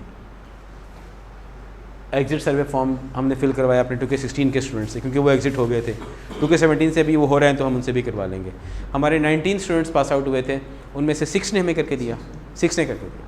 अब देख लें 1/3 ने करके दिया। 33%, ये बहुत ज़्यादा है। 33% रिस्पॉन्स ऐसे ही होते हैं। 25%, 30% इतना ही रिस्पॉन्स होता है, क्योंकि जो लोग आपसे पास आउट होकर चले गए, अब आप उन्हें कहते हैं कि ये गूगल फॉर्म्स का लिंक है, आप मेहरबानी करें इसे क्लिक कर दें, इसके ऊपर आप ये फॉर्म है आप इसको फिल कर दें। कोई कर देगा, कोई नहीं करेगा, वो मैं शाम को करूँगा फिर भूल जाएगा। अच्छा जी, ठीक हो गया जी। तो ये CQI लूप्स हैं, हम इन CQI लूप्स के ऊपर ही काम करेंगे और हम कोशिश करेंगे कि इस दफ़ा हम इस D को ख़त्म करवा लें। हम काम कर रहे हैं, CQI की फ़ाइल भी मेंटेन कर रहे हैं और CQI की एक मीटिंग भी आज मैंने रखी हुई है 2 बजे, CQI कमेटी की। निकलना है नहीं सर, मैडम आपने निकलना है? 1:30 बजे कर लें। हाँ 1:30 बजे कर लें, 1:30 बजे कर लें। अच्छा जी, अब आपका क्वेश्चन का आंसर आ गया कि जब आप क्वेश्चन पेपर बनाते हैं तो आपसे ये रिक्वायर किया जाता है, और ये उनके मैनुअल में भी, उनकी ज़ीरो विज़िट की रिपोर्ट में भी लिखा हुआ है। NTC की ज़ीरो विज़िट रिपोर्ट में ये लिखा हुआ है कि हमने ये देखा कि आपके क्वेश्चन पेपर्स में कॉम्प्लेक्सिटी लेवल मेंशन नहीं थे। अगर उन्होंने ज़ीरो विज़िट में ये लिखा हुआ है तो इसका मतलब ये हुआ कि अब जो कोर्स फाइल्स उनको प्रेजेंट होंगी उनमें से हर क्वेश्चन पेपर के अंदर CLO भी मेंशन होगा और कॉम्प्लेक्सिटी लेवल भी मेंशन होगा, वरना फिर ये भी D ना बन जाए ना कहीं। अभी फ़िलहाल ये D नहीं है। हाँ जी, तो ये जनाब ब्लूम्स टैक्सोनॉमी एक टैक्सोनॉमी है जो रेगुलेट करने के लिए यूज़ होती है, वे ऑफ कम्युनिकेशन को इम्प्रूव करने के लिए, और समहाउ एजुकेशन को कैटेगराइज़ करने के लिए, या जो नॉलेज है उसे कैटेगराइज़ करने के लिए कि वो किन किन डोमेन्स में हो सकता है और किन किन डोमेन्स में कितना कॉम्प्लेक्स हो सकता है। अगर आप बोर हो रहे हैं तो हम 10 मिनट की ब्रेक कर लेते हैं। नहीं सर, कर लेते हैं 10 मिनट की ब्रेक। वो क्या सब चाय का तो कह दें उनको कि चाय बन सर कंटिन्यूटी में Continuity कंप्लीट करें, जवाब पहले सीक्वेंस टूट जाएगा सर फिर। कंटिन्यू करें सर, कोई मसला हाँ। कोई नहीं मसला। अच्छा वो क्या सर, कोई हमारे पास बंदा है जो हमें अपना वो बाहर से नस्ले के जूस ला के पिला दे सबको, पड़ेगा इफ्तार साहब, उन्हें कह दें अगर वो कर दें तो ज़रा हम लोग थोड़े से फ्रेश हो जाएंगे। आप फ़िलहाल उनको पे कर दीजिएगा, मैं आपको कर दूँगा। ठीक है सर। ठीक। अच्छा जी, बेंजामिन ब्लूम एक बंदा था 1949 से 54 में, उसने ये टैक्सोनॉमी बताई है। इसमें 3 डोमेन्स हैं, यानी नॉलेज को, और ये डिफरेंट लेवल्स के ऊपर अप्लाई होती है, ज़रूरी नहीं कि ये अंडरग्रेड लेवल पे या पोस्ट ग्रेड लेवल पे अप्लाई, स्कूल में भी हो सकती है, कॉलेज में भी हो सकती है। अच्छा, बेंजामिन ने ये कहा था कि जो हमारे नॉलेज डोमेन्स हैं, जिस तरह से हम सीखते हैं, जिस तरह से ह्यूमन सीख रहा होता है, ह्यूमन 3 डोमेन्स में सीख रहा होता है, 3 डोमेन्स में सीख रहा होता है। या वो कॉग्निटिव होती है, अपने जहन में कोई चीज़ समझ रहा होता है, दिमाग में कोई चीज़ जान रहा होता है, उसको उसका नॉलेज बढ़ रहा होता है, या उसके प्रैक्टिकल स्किल्स बढ़ रहे होते हैं। जैसे हम लैब में काम करते हैं तो हम लैब यूज़ करने के लिए हमारे स्किल्स बढ़ रहे होते हैं। जैसे हम गाड़ी चलाते हैं तो गाड़ी चलाना कोई उसमें ब्रेन का तो काम नहीं है कि हम उसमें हर वक्त हमारा ब्रेन इस्तेमाल हो रहा है, कोई हमको मैथमेटिकल क्वेश्चन तो नहीं सॉल्व कर रहे होते। बहुत सारी चीज़ें जब हम गाड़ी चला रहे होते हैं, मोटर बाइक चला रहे होते हैं, तो हम अपनी जो हम ऑलरेडी ट्रेंड हो चुके होते हैं किसी प्रैक्टिकली किसी चीज़ के ऊपर, हम उसके ऊपर काम करते रहते हैं, बाय डिफ़ॉल्ट उस पर काम करते रहते हैं। तो दूसरी डोमेन नॉलेज की दूसरी डोमेन हो गई साइकोमोटर। साइकोमोटर मतलब जिसमें कोई प्रैक्टिकल काम करना, हाथ से कोई काम करना इन्वॉल्व है। और तीसरी डोमेन है अफेक्टिव, वो एटीट्यूड है। आपने देखा होगा कि कई दफ़ा कोई स्टूडेंट आपने देखे होंगे कैसे आते हैं, वो क्लास में बैठ के ना पीछे बैठ जाते हैं, बैक बेंचर्स खेलते रहते हैं क्लास। कुछ ऐसे होते हैं जो आगे बैठते हैं और जो कुछ आप करते हैं उसे कान लगा के, जो आप बोर्ड पे लिख रहे हैं उसे कान लगा के, आँखों से देखते हैं और कान लगा के आपको सुनते हैं। ऐसे बंदे भी होते हैं। और कुछ आपको ऐसे मिलेंगे जो विलिंग वर्कर्स होंगे ऑर्गेनाइजेशन के अंदर, जिस तरह हमारा नादिर है। कुछ ऐसे बंदे होंगे जो आपको मिलेंगे ही नहीं कि आप उन्हें काम ना कह दें कहीं। तो इसका मतलब ये है कि जो काम भी हम कर रहे हैं उसमें कुछ हमारे पास ऐसे लोग हैं जो एक गुड एटीट्यूड के साथ काम कर रहे हैं, कुछ ऐसे हैं जिनका एटीट्यूड बुरा है। तो क्या फिर एटीट्यूड को भी डिफरेंट लेवल्स में डिफ़ाइन किया जा सकता है? जिस तरह कॉग्निशन को, अंडरस्टैंडिंग के डिफरेंट लेवल्स बनाए जा सकते हैं, साइकोमोटर के जो प्रैक्टिकल स्किल्स हैं उसके डिफरेंट लेवल्स बनाए जा सकते हैं। इसी तरह से इफेक्टिव के डिफरेंट लेवल्स बनाए जा सकते हैं। इनिशियली बेंजामिन ने कॉग्निटिव और इफेक्टिव के लेवल्स बनाए थे, बाद में आने वाले लोगों ने साइकोमोटर भी बना दिए। कॉग्निटिव है theory of the core courses, जिसमें नॉलेज रिक्वायर्ड है, कुछ चीज़ आप समझ लेते हैं। साइकोमोटर में laboratory work of the core courses के लेबॉर्ट्री वर्क होता है, इस्लामियत का तो होता भी नहीं है ना। कोर कोर्सेज का लेबॉर्ट्री वर्क होता है। और इफेक्टिव कम्युनिकेशन, प्रेजेंटेशन स्किल्स और एटीट्यूड, जो कि मैडम का कोर्स है। मैडम का कोर्स कम्युनिकेशन स्किल्स जो है ना, हमने इस दफ़ा ये किया कि उसको सारे कोर्स को ही इफेक्टिव डोमेन में कन्वर्ट कर दिया। प्रैक्टिकल है वो, प्रैक्टिकल इस सेंस में है कि उसमें प्रेजेंटेशन होंगी, कम्युनिकेशन होगा, एटीट्यूड की मेजरमेंट होगी और ऐसी एक्सरसाइजेज होंगी जिससे बच्चों के एटीट्यूड को बेहतर किया जा सके। और उसको कॉग्निटिव से हमने निकाल दिया। इफेक्टिव, सारा इफेक्टिव है। कुछ यूनिवर्सिटीज़ उसको ये करती हैं कि उससे का पार्ट ऑफ इट कॉग्निटिव है, पार्ट ऑफ इट इफेक्टिव है। हमने तो जब रिवाइज करिकुलम है उसमें सारे इफेक्टिव कर दिया। सर जब इफेक्टिव नहीं था ना तब भी इफेक्टिव नहीं था, तब भी इफेक्टिव था। आपको कुछ बेहतरी फील होती है अब, जैसे आप इस दफ़ा जो आपने पहले भी पढ़ाया, आप इस दफ़ा आप उसको इफेक्टिव में पढ़ा रही हैं, जी जी तो उसमें यह कि आपका कंट्रीब्यूशन कम है, जी। उनका कंट्रीब्यूशन ज़्यादा है। सर पहले भी ऐसे ही मैं करती थी कि उनको ज़्यादा कम्युनिकेशन को करने के लिए देती थी और मैं कम नहीं, लेकिन अब ये है कि वो उसमें आ गए जब तो इफेक्टिव नहीं करना है। हाँ, अब तुमको पता है कि इफेक्टिव ही होगा। अच्छा जी, कॉग्निटिव डोमेन के 5 लेवल्स थे इनिशियली, रिवाइज में 6 हैं। 5 लिख लें, 6 लिखने की जगह 5 लिखे होते हैं कि 6 लिखे होते हैं, लेकिन ये एक रिवाइज्ड ब्लूम्स टेक्सोनॉमी है जिसमें 6 लेवल्स हैं। नॉलेज ये बिल्कुल बेसिक लेवल है कि आप कोई चीज़, ये सी, इसको बोलते हैं C1। मैंने C1 नहीं लिखा इसके साथ, इसको C1 लिखते हैं, ये C1 है। और कॉम्प्रीहेंशन ये C2 है। नॉलेज ले लिया, उसको डेमोस्ट्रेट कर दिया, रेप्लिकेट कर दिया। एप्लीकेशन का मतलब है जो नॉलेज लिया था ना, उससे किसी फील्ड में अप्लाई कर सके और कुछ काम कर सके। उसके बाद एनालिसिस है। जिस तरह हमारे कुछ प्रॉब्लम्स हैं जिसमें हम कहते हैं कि हम कुछ सर्किट देते हैं और हम कहते हैं कि आप किसी पॉइंट पे वोल्टेज इसको एनालाइज कर दें और किसी पॉइंट पे वोल्टेज या किसी ब्रांच में करंट फाइंड कर दें। ये एनालिसिस एक लेवल है जो कि उससे ऊपर है। ऑफ कोर्स कोई शख्स एनालाइज तब कर सकेगा जब उसके पास नॉलेज होगा, वो उस नॉलेज को रिप्रेजेंट कर सकता होगा, नॉलेज को अप्लाई कर सकता होगा, फिर वो कुछ एनालिसिस परफॉर्म करता होगा। मोस्टली क्वेश्चन जो न्यूमेरिकल क्वेश्चन हैं जिनमें हम उनसे ये चाहते हैं कि वो हमें किसी जगह पे करंट, वोल्टेज या रेजिस्टेंस कंप्यूट कर दें, वो एप्लीकेशन और एनालिसिस के सीज़ में लाए करते हैं, यानी C3 या C4 के क्वेश्चंस होते हैं। जो मैं क्वेश्चंस बनाता हूँ वो तकरीबन सारे ही C4 के होते हैं, जिसमें हम ये चाहते हैं कि उनका एग्जिस्टिंग नॉलेज जो है वो उसको अप्लाई करके किसी सिचुएशन को एनालाइज करते हैं या उसको अप्लाई करके किसी बेसिक प्रॉब्लम को सॉल्व करते हैं, तो फिर वो एक C3 लेवल का क्वेश्चन होगा। तो आप एक सीज़ लिखते हैं थ्योरी की, मैं सीज़ लिखना भूल गया इनके सामने। C1, ये 1 जो है असल में C1 है, C2, C3, C4, C5 और C6। मोस्टली हमारे क्वेश्चंस जो कि न्यूमेरिकल क्वेश्चंस हैं वो C3 और C4 के क्वेश्चंस हैं। अप्लाई करते हैं और C4 में आप किसी अनसीन सिचुएशन को एनालाइज करते हैं। अनसीन सिचुएशंस बहुत ज़रूरी हैं, बहुत ज़रूरी है कि हम अनसीन सिचुएशंस के साथ काम करें। अगर वो हम नहीं करेंगे ना तो फिर हम अच्छे इंजीनियर या अच्छे इंजीनियरिंग टेक्नोलॉजिस्ट नहीं पैदा कर सकेंगे। उसके बाद है सिंथेसिस। सिंथेसिस का मतलब होता है बनाना, जिन चीज़ों को एनालाइज किया, डिफरेंट पोर्शंस को मिला के कोई चीज़ बना देना। जैसे कोई प्रोजेक्ट बना दिया आपने, जैसे आपने कोई ऐसे डिवाइस बना दिया जो पहले से एग्जिस्ट नहीं करता था।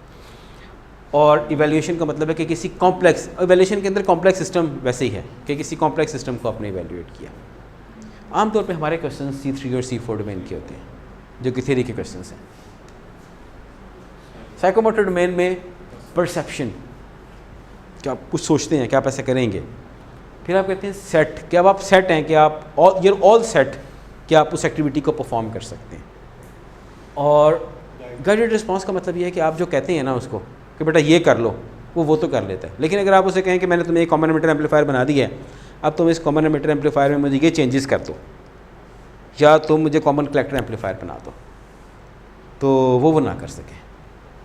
आमतौर पे हमारी जो लैब का फर्स्ट पार्ट होता है, हर लैब का फर्स्ट पार्ट वो गाइडेड रिस्पॉन्स ही को इवेल्युएट कर रहा होता है, मेजर कर रहा होता है।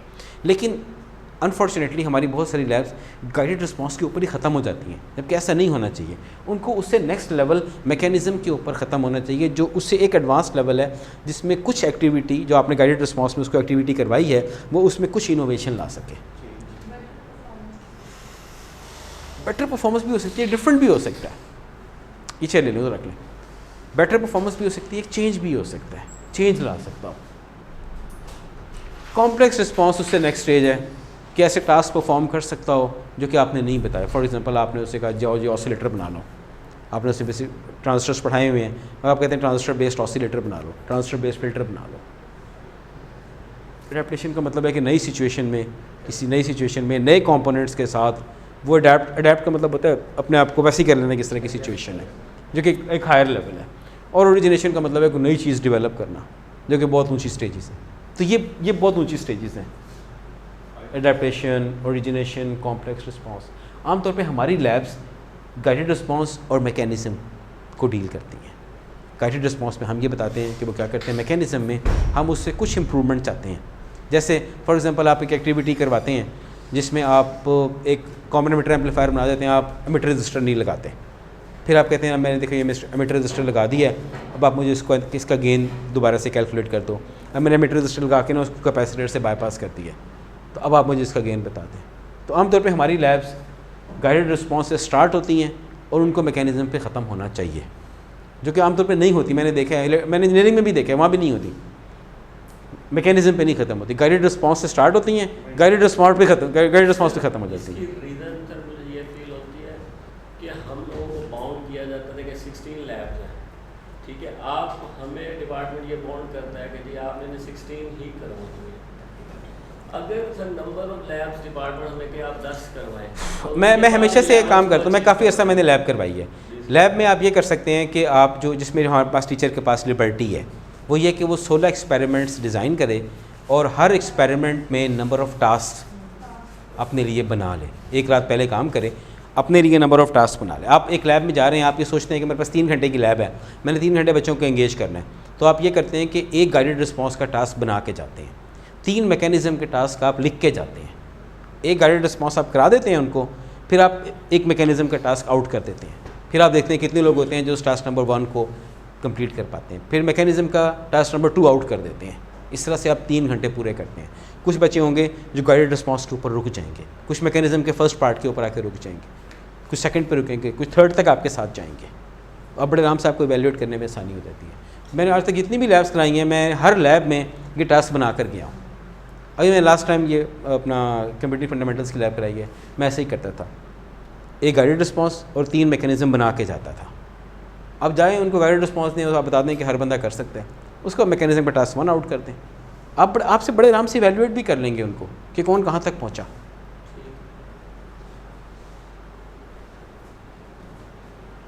अच्छा जी, affective domain, mainly affective domain attitude के साथ है, और इंजीनियरिंग डोमेन में इसको मेजर करना इनिशियली हमारे लिए बड़ा मुश्किल था, क्योंकि आप अफेक्टिव डोमेन को कैसे मेजर करेंगे कि जी हम कहते हैं जी बच्चा आ गया, अब बैठा हुआ है वो आराम से। इसी तरह से साइकोमोटर डोमेन के अंदर भी हम जिस तरह कॉग्निटिव है ना, वहाँ तो हम क्वेश्चन पूछते हैं, हम उसको डायरेक्टली इवैल्यूएट कर लेते हैं, डायरेक्ट असेसमेंट, डायरेक्टली हम उसको असेस कर लेते हैं। लेकिन इसको हम कैसे असेस करें कि एक बच्चा बैठा हुआ है, अब मैं उससे कितने मार्क्स लगाऊं? एक बच्चा है वो काम कर रहा है, एक बच्चा ज़रा कम काम कर रहा है। क्वेश्चन में तो आपने डिफरेंट स्टेप्स बनाए होते हैं ना, आपने कॉग्निटिव डोमेन का कोई क्वेश्चन दिया, अब जो एंड तक पहुंच गया वो तो पूरे नंबर हैं, उसके अलावा आपने देख लिया कि कौन कहाँ तक पहुंचा, जहाँ तक पहुंचा आपने उसको उतने मार्क्स लगा दिए, बात ख़त्म हो गई। ये आप कैसे मेजर करेंगे? इसके लिए हमारी एक और टर्म है, उसको हम बोलते हैं रूब्रिक्स। तो जहाँ कहीं भी इनडायरेक्ट इवैल्यूएशन होगी वहाँ रूब्रिक्स आ जाएंगे। जैसे रूब्रिक्स क्या होते हैं कि जी आप एक बच्चा जो है वो ओवरली पार्टिसिपेट कर रहा है, एक बच्चा ठीक है पार्टिसिपेट करता है, एक ज़रा पार्शियल पार्टिसिपेट करता है, कुछ बिल्कुल नहीं करता, तो आपने ये 4 रूब्रिक्स बना लिए हैं। और इनकी बेस पे वैल्यूएशन कर दो। जहाँ कहीं भी इनडायरेक्ट वैल्यूएशन होगी वो साइकोमोटर की इवैल्यूएशन या अफेक्टिव डोमेन की इवैल्यूएशन, वो दोनों रूब्रिक बेस्ड होंगी क्योंकि वो डायरेक्ट नहीं होती। जबकि कॉग्निटिव डोमेन की असेसमेंट आप डायरेक्टली कर लेते हैं, उसके लिए रूब्रिक्स की ज़रूरत नहीं होती। तो रूब्रिक्स हमेशा आपको साइकोमोटर डोमेन और अफेक्टिव डोमेन के लिए चाहिए। हमने लैब के लिए 6 रूब्रिक्स बनाए हुए हैं, वो 6 रूब्रिक्स आई होप कि सब लोगों के पास हैं। उसको कौन मैनेज कर रहा है? लिंता मैनेज कर रही थी। लिंता, वो सब लोगों के पास हैं 6 रूब्रिक्स लैब के? अच्छा, मैं दिखा देता हूँ, मेरे पास स्लाइड में है आगे। ठीक है, अच्छा, तो ये रह गया। सबसे पहले अफेक्टिव डोमेन रिसीविंग है कि कोई शख्स अपने एटीट्यूड को बेहतर करना चाहता है, पहले तो वो रिसीव करे ना कि अच्छी चीज़ है क्या, फिर उसको रिस्पॉन्ड करना शुरू करते कि ठीक है, सही है, अच्छी बात है, ये ठीक है। फिर है वैल्यूइंग, दिल में उसको वैल्यू करना शुरू कर दे और प्रैक्टिकली उसको डेमोन्स्ट्रेट करे कि आप एक चीज़ों को वैल्यू करता है, इस अच्छी बात को वैल्यू करता है। वैल्यूइंग के बाद नेक्स्ट स्टेज है ऑर्गेनाइजिंग। ऑर्गेनाइजिंग का मतलब है कि अब वो कुछ खुद से कुछ करने के लिए तैयार है और उसके ब्रेन के अंदर जो सर्किट्स हैं वो ऑर्गेनाइज हो रहे हैं, ब्रेन के अंदर जो कनेक्शंस हैं वो ऑर्गेनाइज हो रहे हैं। और फाइनली कैरेक्टराइजेशन के वो जो अच्छी बात है वो हमारे स्टूडेंट के कैरेक्टर का पार्ट बन जाए, लाइफ लॉन्ग उसका पार्ट बन जाए। हमारे पास वैल्यूइंग है, रिस्पॉन्डिंग है, वैल्यूइंग है, आमतौर पे हम इनके ऊपर इवैल्यूएट करते हैं। जो हमारे पास लैब रूब्रिक्स बने हुए हैं आपके पास सामने हैं, वो कौन कौन सी अफेक्टिव डोमेन को एड्रेस कर रहे हैं ज़रा दिखाइएगा। वैसे बता दें, वहीं से बता दें। A3 को कर रहे हैं इसमें हमारे तो सिर्फ इलेक्ट्रिकल के है ना? जी, वही बता दें, इलेक्ट्रिकल में बता दें। सर लैब और रूब्रिक्स है, इसमें जो पहला है to use the safety gadgets है और छोड़ें आप, हमारे पास आ रहा है आगे। ये रूब्रिक्स है, ये हमारे 6 रूब्रिक्स हैं। इसमें जो पहला रूब्रिक है वो प्रेपरेशन है। ये मैंने और मैडम लिंदा ने हमने मिलके बनाए थे कि बच्चा लैब के लिए प्रिपेयर्ड है। और ये आगे इसके 3 हमने लेवल्स बना दिए। कई लोगों ने 4 बनाए हैं, कोई ने 5 बनाए, हमने अपनी ज़िंदगी आसान करते हैं 3 ही बना देते हैं। ठीक है, अगर वो कहेंगे हम 4 कर देंगे। तो बस सीरियसनेस है वो A2 है, सीरियसनेस A2 में है। A2 वो ऊपर वाला जो ना P2 में है, प्रेपरेशन P2 है। एक मिनट देखते हैं P2 क्या चीज़ है, जल्दी से देख लेते हैं। P2 ये सेट प्रेपरेशन। अच्छा, उसके बाद जो नेक्स्ट है वो सीरियसनेस है। सीरियसनेस A2 है और A2 क्या है? वैल्यूइंग 3rd है। रिस्पॉन्डिंग करता होगा। इंडिविजुअल परफॉर्मेंस P3 है और P3 क्या था? गाइडेड रिस्पॉन्स है, ठीक है। और परफॉर्मेंस P3 है और स्किलफुल परफॉर्मेंस P4 है, जो कि मैकेनिज्म है। मैंने आपको बताया था कि हमारी लैब्स P3 पे स्टार्ट होती हैं और हर लैब को P4 पे एंड होना चाहिए। लेबॉरेटरी रिपोर्ट ये भी P4 है, ठीक है जी। तो यही मैंने आपको बताया था कि हमारे डोमेन में P3 से गाइडेड रिस्पॉन्स से स्टार्ट होने चाहिए, मैकेनिज्म पे ख़त्म होने चाहिए। हम उनसे कोई कॉम्प्लेक्स सिस्टम तो लैब में बनवा भी नहीं सकते।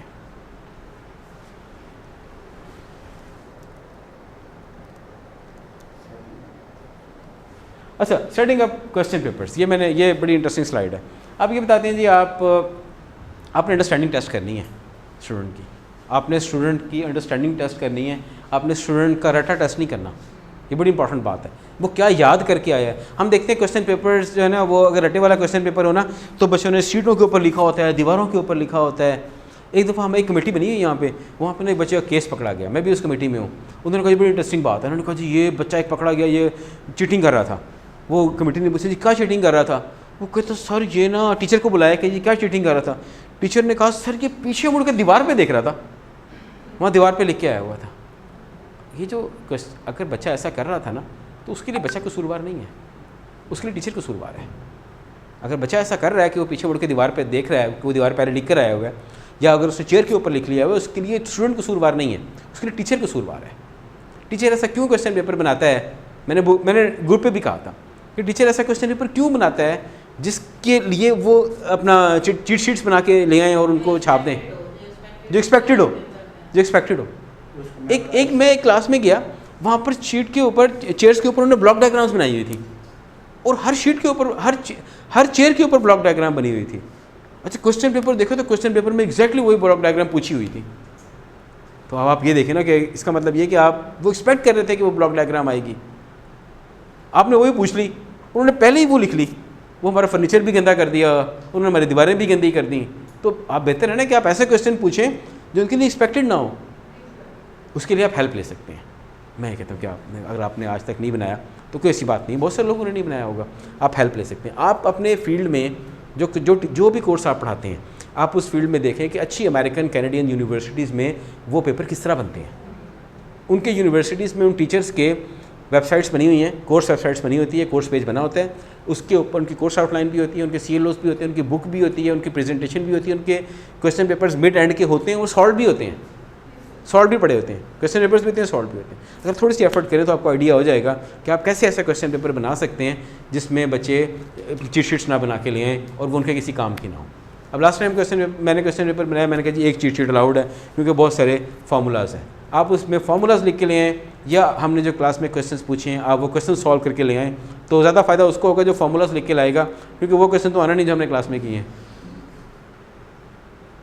फिर भी बहुत सारे लोग इतनी सी बना के ले, उन्हें क्या फ़ायदा होगा, कोई फ़ायदा नहीं होगा उनको। असल में जब आप चीट शीट का कहते हैं तो उसमें मैक्सिमम बेनिफिट उसको होता है जो उसमें फार्मूलाज लिख के लाता है क्योंकि आप इतने बेवकूफ़ तो नहीं हैं कि आप कहेंगे कि चीट शीट भी बना के ले आओ, फिर जो क्वेश्चन वो चीट शीट पे लिख के लाए हैं वही आप उनसे पूछ भी लेंगे, आप बेवकूफ़ तो नहीं है ना।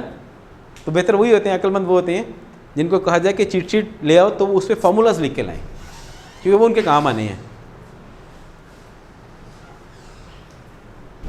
ठीक है, थोड़ी सी ट्रीट की आपने। फॉलोइंग टेम्पलेट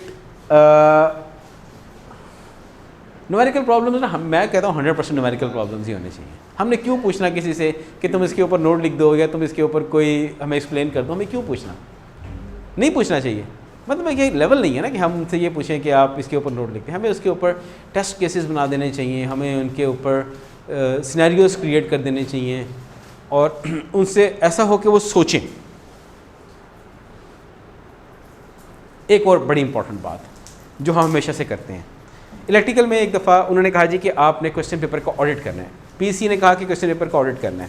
डॉक्टर कामरान साहब ने एक कमेटी बना दी, उस कमेटी में मैं भी था। हम क्या करते थे, हमारी एक टीम थी, उसमें हम रैंडमली क्वेश्चन पेपर्स उठाते थे। ये प्रैक्टिस हमने काफ़ी सेमेस्टर्स की वहाँ। हम रैंडमली क्वेश्चन पेपर्स उठा लेते थे और ये देखते थे कि इस क्वेश्चन पेपर की क्वालिटी क्या है। ये हमें पीसी ने कहा क्योंकि उन्होंने क्वेश्चन पेपर्स की क्वालिटी चेक की और उन्होंने कहा, हमें पीसी के लोगों ने ये कहा कि जो क्वेश्चन पेपर की क्वालिटी है वो आपके टीचर्स के कंट्रीब्यूशन का के साथ प्रोपोर्शनल है। और ये बहुत ही इंपॉर्टेंट बात है, ये जो आखिरी पॉइंट है ना, ये इंतहाई इंपॉर्टेंट है कि टीचर ने कंट्रीब्यूट किया है अपने पूरे सेमेस्टर में, उसका बनाया हुआ क्वेश्चन पेपर उसकी ही परफॉर्मेंस का सबसे बड़ा इंडिकेटर है। अगर आप उसका क्वेश्चन पेपर देखें और आप अब हम उस लेवल पे पहुंच गए हैं कि हम बाकी हम क्वेश्चन पेपर देखते हैं तो हमें आइडिया हो जाता है कि इस टीचर ने क्लास में पूरा सेमेस्टर में क्या कंट्रीब्यूट किया है, उसके कंट्रीब्यूशन का इंडिकेटर है। ये हमें पीएचडी वाले लोग बता के गए। उसके बाद हमने कमेटी बनाई और काफ़ी सेमेस्टर हमने ये एक्सरसाइज की। अच्छा, मीटिंग हो रही है 1 घंटे के बाद। अच्छा जी, क्वेश्चन पेपर जो सेट करना है ना जी, उसमें ये PLO लिख दिया मैंने, CLO लिखना चाहिए था यहाँ पर। वो जहाँ PLO लिखा हुआ है, PLO1 और PLO2 लिखा हुआ है। अच्छा नहीं ठीक है सही लिखा हुआ है। वो CLOs की लिस्ट है, असल में CLOs की लिस्ट है। ठीक है, सही है, CLOs की लिस्ट है जो कि आपको पास आपको बनाने की ज़रूरत नहीं है, आपके पास है, हमने बनाई हुई है आपके लिए। आप वहाँ से ले सकते हैं, कोर्स फोल्डर से, वकास साहब से ले सकते हैं, मुझसे ले सकते हैं। हर CLO एक PLO के ऊपर मैप हुआ है और उसके साथ ये कॉम्प्लेक्सिटी लेवल लिखा हुआ है। उन्होंने कहा जी ये कॉम्प्लेक्सिटी लेवल क्या है, C4। इसका मतलब ये है कि अगर इस CLO से क्वेश्चन पूछा जाएगा तो PLO1 के ऊपर मैप करता होगा और उसकी मैक्स कॉम्प्लेक्सिटी C4 होगी, यानी एनालिसिस का क्वेश्चन होगा। और इस तरह से CLO2 और CLO3 हैं। जब आप क्वेश्चन पेपर, ये कोर्स आउटलाइन है, इस कोर्स आउटलाइन से वो CLOs बने हुए हैं। जब आप क्वेश्चन पेपर बनाएंगे तो आप बताएंगे जी कि आपके 10 मार्क्स का ये क्वेश्चन पेपर है, इसका CLO1 के ऊपर मैप करता है और ये C4 है। तो ये फॉर्मेट, इस फॉर्मेट पे बनाना बहुत ज़रूरी है। मैंने कुछ क्वेश्चन पेपर्स देखे हैं, बड़ी जल्दी में बने होते हैं, कुछ हाथ से बनाए होते हैं। वो अगर हाथ से बना देंगे फिर आप कोर्स साल में हाथ पर लगाएंगे। तो ये तो बताइए ना, अपना ऐसे करके क्वेश्चन पेपर बनाएं ज़रा खूबसूरत हो। आप डायग्राम्स विजियो में बना सकते हैं, और भी सॉफ्टवेयर है, डायग्राम आपको अच्छी बनानी चाहिए। और सर्किट लैब है एक, ठीक है, सर्किट लैब भी एक है सॉफ्टवेयर। आप किसी अच्छे सॉफ्टवेयर के ऊपर डायग्राम बनाएं, खूबसूरत होनी चाहिए, बुक से ना लें, कुछ लोग बुक से उठा लेते हैं, बुक से ना लें, अपनी डायग्राम खुद बनाएं। अच्छा क्वेश्चन पेपर वो होता है जिसमें आप क्वेश्चन पेपर को बनाने में टाइम लगाते हो। आपको बनाने में अगर 2 दिन लग गए हैं ना, तो यकीन करें आप एक बहुत अच्छा क्वेश्चन पेपर बना रहे हैं। अगर आपको, कई बंदे होते हैं वो सुबह 9 बजे एग्जाम है ना, सुबह 8 बजे आके क्वेश्चन पेपर बनाना शुरू कर देते हैं, फिर आप क्वालिटी का क्वेश्चन पेपर नहीं बना सकते। अगर आपने क्वेश्चन पेपर बनाने पे, अगर आप एक अनसीन और एक अच्छा क्वेश्चन पेपर बनाना चाहते हैं जो कि आपकी सेमेस्टर लॉन्ग परफॉर्मेंस का एक अच्छा इंडिकेटर हो, तो आपको चाहिए कि आप स्टार्ट में क्वेश्चन पेपर को 2 से 3 दिनों में बनाएं। 2 से 3 दिन लगाएं, क्वेश्चंस को सोचें, सोचते सोचते सो जाएं। कई दफ़ा अच्छे क्वेश्चन आपको ख्वाब में आएंगे। सारी बात आप अगर आप क्वेश्चंस को सोचते सोचते सो जाएंगे, अच्छे क्वेश्चंस को सोचते सोचते सो जाएंगे, फिर आपको कुछ क्वेश्चंस ख्वाब में आएंगे, फिर जब आप उठेंगे तो आपको लगेगा ओ ये क्वेश्चन हो सकता है। और वो स्टूडेंट्स के लिए फिर नाइटमेयर। हाँ, पर स्टूडेंट के लिए नाइटमेयर होते हैं, हमें क्या है हमारा क्वेश्चन पेपर तो अच्छा होगा ना। नहीं, क्यों हमें कुछ नहीं है। देखिए, स्टूडेंट को हम पहले दिन ये बताएंगे कि आपका क्वेश्चन पेपर अनसीन होगा, ये आपके CLOs हैं, आपका क्वेश्चन पेपर अनसीन होगा। ये रूब्रिक्स हमने पहले पढ़ लिया। अब ये हमारी सेकंड लास्ट स्लाइड है और इसके बाद लास्ट स्लाइड है।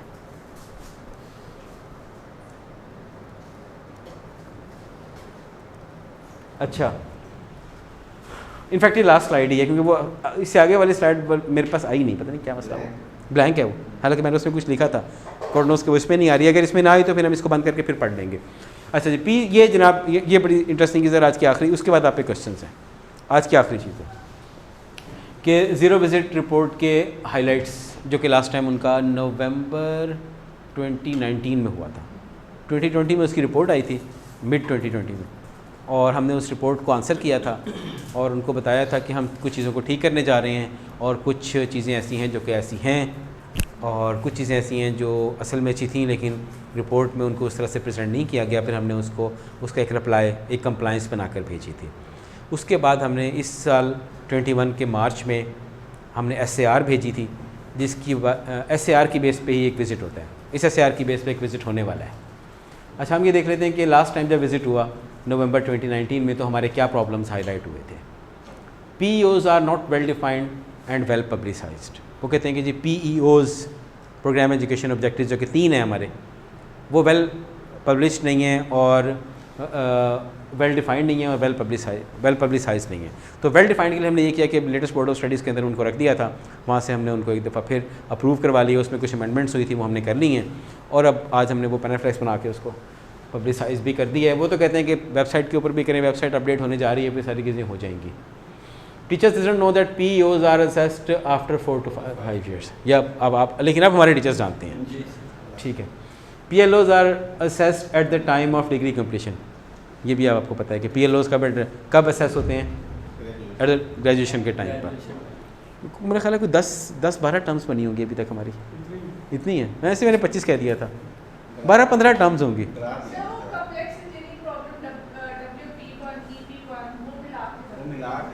असल में WPs जो है ना, वो वाशिंगटन रिकॉर्ड के एट्रीब्यूट्स हैं, मतलब की टर्म्स हैं। WPs जो हैं वो वाशिंगटन रिकॉर्ड की टर्म्स हैं।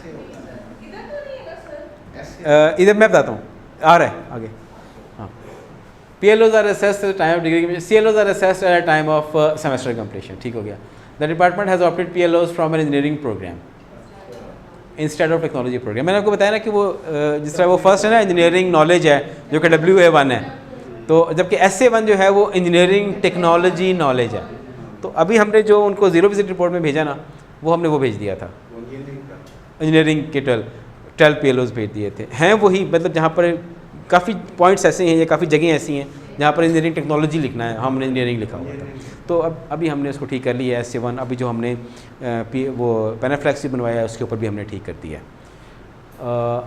अच्छा जी, CLOs, why are CLOs mapped on PLOs? क्योंकि हम PLO को असेस करने कहते हैं finally at the end of graduation, तो इसलिए CLOs को PLOs के ऊपर मैप कर देते हैं। इतने सारे CLOs हैं। एंड ऑफ द ग्रेजुएशन के ऊपर हमें ऐसे सिडनी अकॉर्ड ने कहा हुआ है कि आपको 12 PLOs के ऊपर आपने जज करना है स्टूडेंट को। तो हमारे पास और कोई वे नहीं है सिवाय से कि हम CLOs को उन 12 PLOs साथ लिंक करते हैं। Why are PLOs mapped on PEOs? क्योंकि PLOs की बेस के ऊपर जो PLOs कैरी करके, PLOs वो एट्रीब्यूट्स हैं, वो कैरी करके जो स्टूडेंट मार्केट में गया है, जब वो 4-5 साल 6 साल काम करेगा तो वो फिर जो कुछ उसकी मेजरमेंट होगी वो PEOs हैं, और ज़ाहिर बात है वो PLOs के ऊपर बेस्ड होंगे, क्योंकि PLOs वो बेसिक कैरेक्टरिस्टिक्स थे, 12 कैरेक्टरिस्टिक्स थे जो वो लेके मार्केट में गया था, और बाकी सारी इसकी स्किल्स उन PLOs के ऊपर बेस हुई होंगी, के ऊपर बिल्ड हुई होंगी। Teachers didn't know the CLOs other courses. Teachers को पता है, टीचर्स ने CLOs याद कर लेने हैं कि मैं जो कोर्स पढ़ा रहा हूँ उससे क्या CLOs हैं, बेशक आपके पास एक प्रिंटेड लिस्ट हो, आप वहाँ से देख के बता दें जी मेरे ये 12 CLOs, ये मेरे 3 और 4 CLOs हैं, और PLOs भी आपको याद होने चाहिए। अच्छा, teachers were unaware of taxonomy levels, समझ आ गया सर, ये पॉइंट नहीं पता। ठीक है। अच्छा, इसके नीचे एक स्लाइड है तो सही,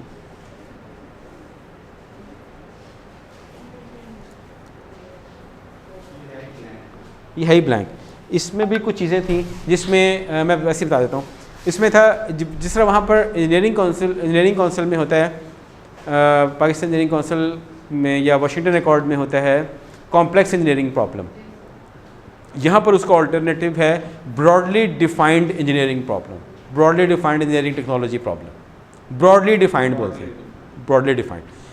ये क्या होता है? ब्रॉडली डिफाइंड प्रॉब्लम क्या है?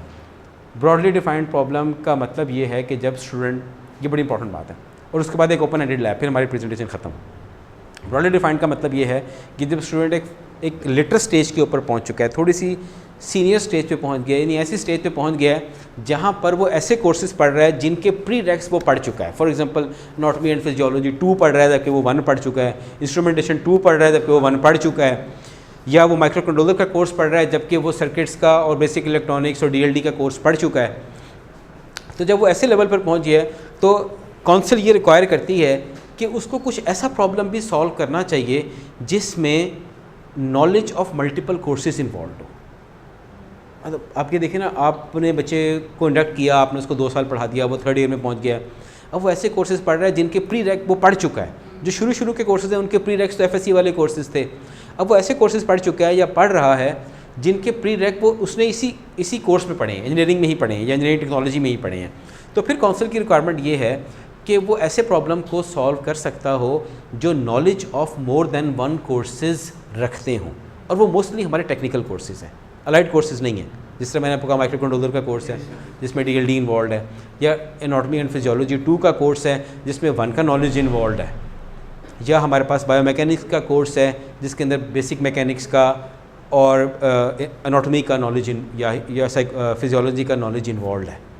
ऐसे कोर्सेज के लिए उसको आप ग्रुप की फॉर्म में एक प्रॉब्लम देते हैं और आप कहें कि जी ये प्रॉब्लम आप, और उसका दूसरा बड़ा कैरेक्टरिस्टिक ये है कि उसका कोई एक फिक्स्ड सॉल्यूशन ना हो। फॉर एग्जांपल आप ये कह दें कि आप माइक्रो कंट्रोलर के कोर्स में आप ये कह दें कि आप मुझे एक रनिंग लाइट का कोई मॉडल बना दें, या मुझे एक इंटरसेक्शन का मॉडल बना दें, ट्रैफिक इंटरसेक्शन का एक मॉडल बना दें। अब उसमें जो कुछ कंपोनेंट्स को यूज़ करने हैं वो उसने माइक्रो कंट्रोलर के कोर्स में भी पढ़े हैं, वो उसने किसी प्रीवियस DLD के कोर्स में भी पढ़े हैं, या उसने उससे पहले बेसिक इलेक्ट्रॉनिक्स के कोर्स में भी पढ़े हैं।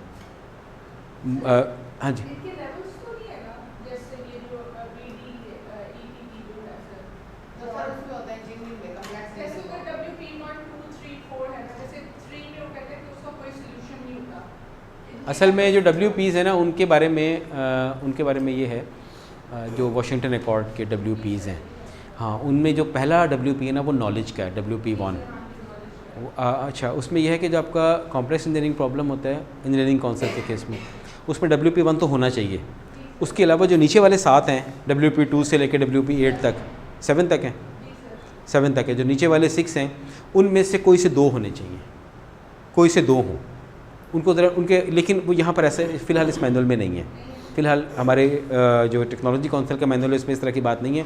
ये जो WPs हैं वाशिंगटन अकॉर्ड के जो प्रोफाइल्स हैं, WPs, P स्टैंड फॉर इसकी WK है नॉलेज प्रोफाइल, और ये रेंज ऑफ कॉन्फ्लिक्टिंग रिक्वायरमेंट्स नहीं ये P भी कोई चीज़ है, P से एक वर्ड है, मुझे अब याद नहीं आ रहा, उस टाइम भी हमने देखा था, मुझे भूल गया था।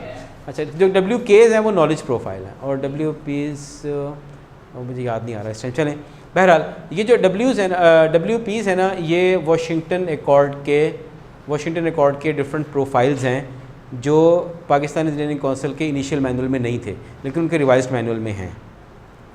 लेकिन फ़िलहाल हमारे टेक्नोलॉजी काउंसिल के मैनुअल में नहीं है। ब्रॉडली डिफाइंड इंजीनियरिंग प्रॉब्लम आपके लिए ना हमने कुछ कोर्सेज आइडेंटिफाई किए थे कि हम उनमें कुछ ब्रॉडली डिफाइंड इंजीनियरिंग प्रॉब्लम्स देंगे। हम एक काम करेंगे कि हम जो CQI कमेटी है ना, वो उन टीचर्स के साथ एक मीटिंग कर लेती है जिनमें हमने broadly defined engineering problems suggest किए हुए हैं अपने लेटेस्ट करिकुलम में। उन टीचर्स के साथ हम एक मीटिंग कर लेते हैं और बता देते हैं। अच्छा, ओपन एंडेड लैब जो है ना वो ऐसे है, ओपन एंडेड लैब भी एक चीज़ है। आप 1, 2, 3, 4 ओपन एंडेड लैब्स करा सकते हैं। ओपन एंडेड लैब ये होती है कि आपने उनको 12 लैब्स कराती, अब बाकी की 4 लैब्स हैं। आप कहते हैं अपनी लैब को डिफ़ाइन करो, आप क्या करना चाहते हो इस नेक्स्ट लैब में, आप क्या करना चाहते हो। फॉर एग्जांपल आप एम्पलीफायर्स का कोर्स पढ़ा रहे हैं, आप एम्पलीफायर्स आप मल्टी स्टेज एम्पलीफायर्स तक पहुँच गए, आप कहते हैं कि आप मुझे एक ऑडियो एम्पलीफायर आप खुद बना लो, या आप बताओ कि आप नेक्स्ट लैब में कौन सा एम्पलीफायर बनाना चाहते हैं। तो हो सकता है कोई कहे कि जी मैं एक मल्टी स्टेज एम्पलीफायर बनाना चाहता हूँ, कोई कहे जी कि मैं सर्टन एप्लीकेशन के लिए, एक सर्टन स्पीकर के लिए मैं एक मल्टी स्टेज एम्पलीफायर बनाना चाहता हूँ जिसमें एक वोल्टेज एम्पलीफिकेशन की स्टेज हो और एक करंट एम्पलीफिकेशन की स्टेज हो। तो आप 1 या 2 लैब्स ऐसी दे सकते हैं जिसमें आप स्टूडेंट से कहें कि आप खुद सोचें कि आपने इस लैब में क्या करना है बेस्ड ऑन द नॉलेज जो कि अब 12, 13, 14 लैब्स का है। तो आखिर वाली 2 लैब्स रख सकते हैं, आखिर वाली 1 लैब रख सकते हैं, 4, 5 भी रख सकते हैं।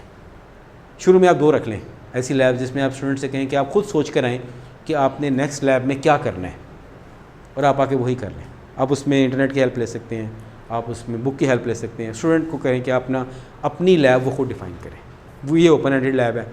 और ब्रॉडली डिफाइंड इंजीनियरिंग प्रॉब्लम के 2 मेन कैरेक्टरिस्टिक्स हैं। एक ये कि उसमें एक ज़्यादा सब्जेक्ट्स का नॉलेज यूज़ होता हो। पहली बात तो ये कि वो लेटर कोर्सेज़ के लिए होगा, बिगिनर्स कोर्सेज़ के लिए नहीं होगा। दूसरी बात ये वो हमारे टेक्निकल कोर्सेज़ के लिए होगा, अलाइड कोर्सेज़ इंग्लिश इस्लामियत के लिए नहीं होगा। नंबर 3 ये कि उसमें एक से ज़्यादा कोर्सेज़ का नॉलेज यूज़ होता होगा, स्पेसिफ़िकली वो उन कोर्सेज़ का जो आपके कोर्स का प्री रैक हैं। और आखिरी बात यह कि उसका कोई एक सोल्यूशन नहीं होगा। फॉर एग्जांपल आप कहें जिस तरह काइंड ऑफ प्रोजेक्ट जिसका कोई एक सोल्यूशन ना हो, जैसे कोई एक सोल्यूशन ना हो। फॉर एग्जांपल कोई कहे कि जी मैं इसको बेसिक कंपोनेंट से सॉल्व करना चाहता हूँ, इसको इम्प्लीमेंट करना चाहता हूँ। कोई बच्चा उसको सॉल्व कर दे यूजिंग ऑर्डिनो, कोई और माइक्रो कंट्रोलर यूज़ करके सॉल्व कर दे। अगर आपको सिमुलेशन का काम देते हैं तो सिमुलेशन में भी सब लोगों की सिमुलेशन एक जैसी ना हो। आप एक सेम आपके टास्क आपके उस एक्सपेक्टेड आउटकम पे पहुंचने की, अब देते ग्रुप वाइज ही हैं, एक्सपेक्टेड आउटकम पे पहुंचने के लिए डिफरेंट लोग डिफरेंट रास्ते इख्तियार कर लें, कोई एक फ़िक्स सोल्यूशन ना हो और एक ज़्यादा कोर्सेज़ का नॉलेज रिक्वायर्ड हो। और ये कोई ज़रूरी भी नहीं है कि सारे लोग उस एक पॉइंट तक पहुँचें जहाँ तक आप उनको पहुँचाना चाहते हैं, ये कोई ज़रूरी नहीं है। हो सकता है कुछ लोग रास्ते में रुक जाएँ, तो वो भी एक्सेप्टेबल है और आप अकॉर्डिंगली ग्रेड कर देंगे। आपके questions and answers. Sir Salman साहब।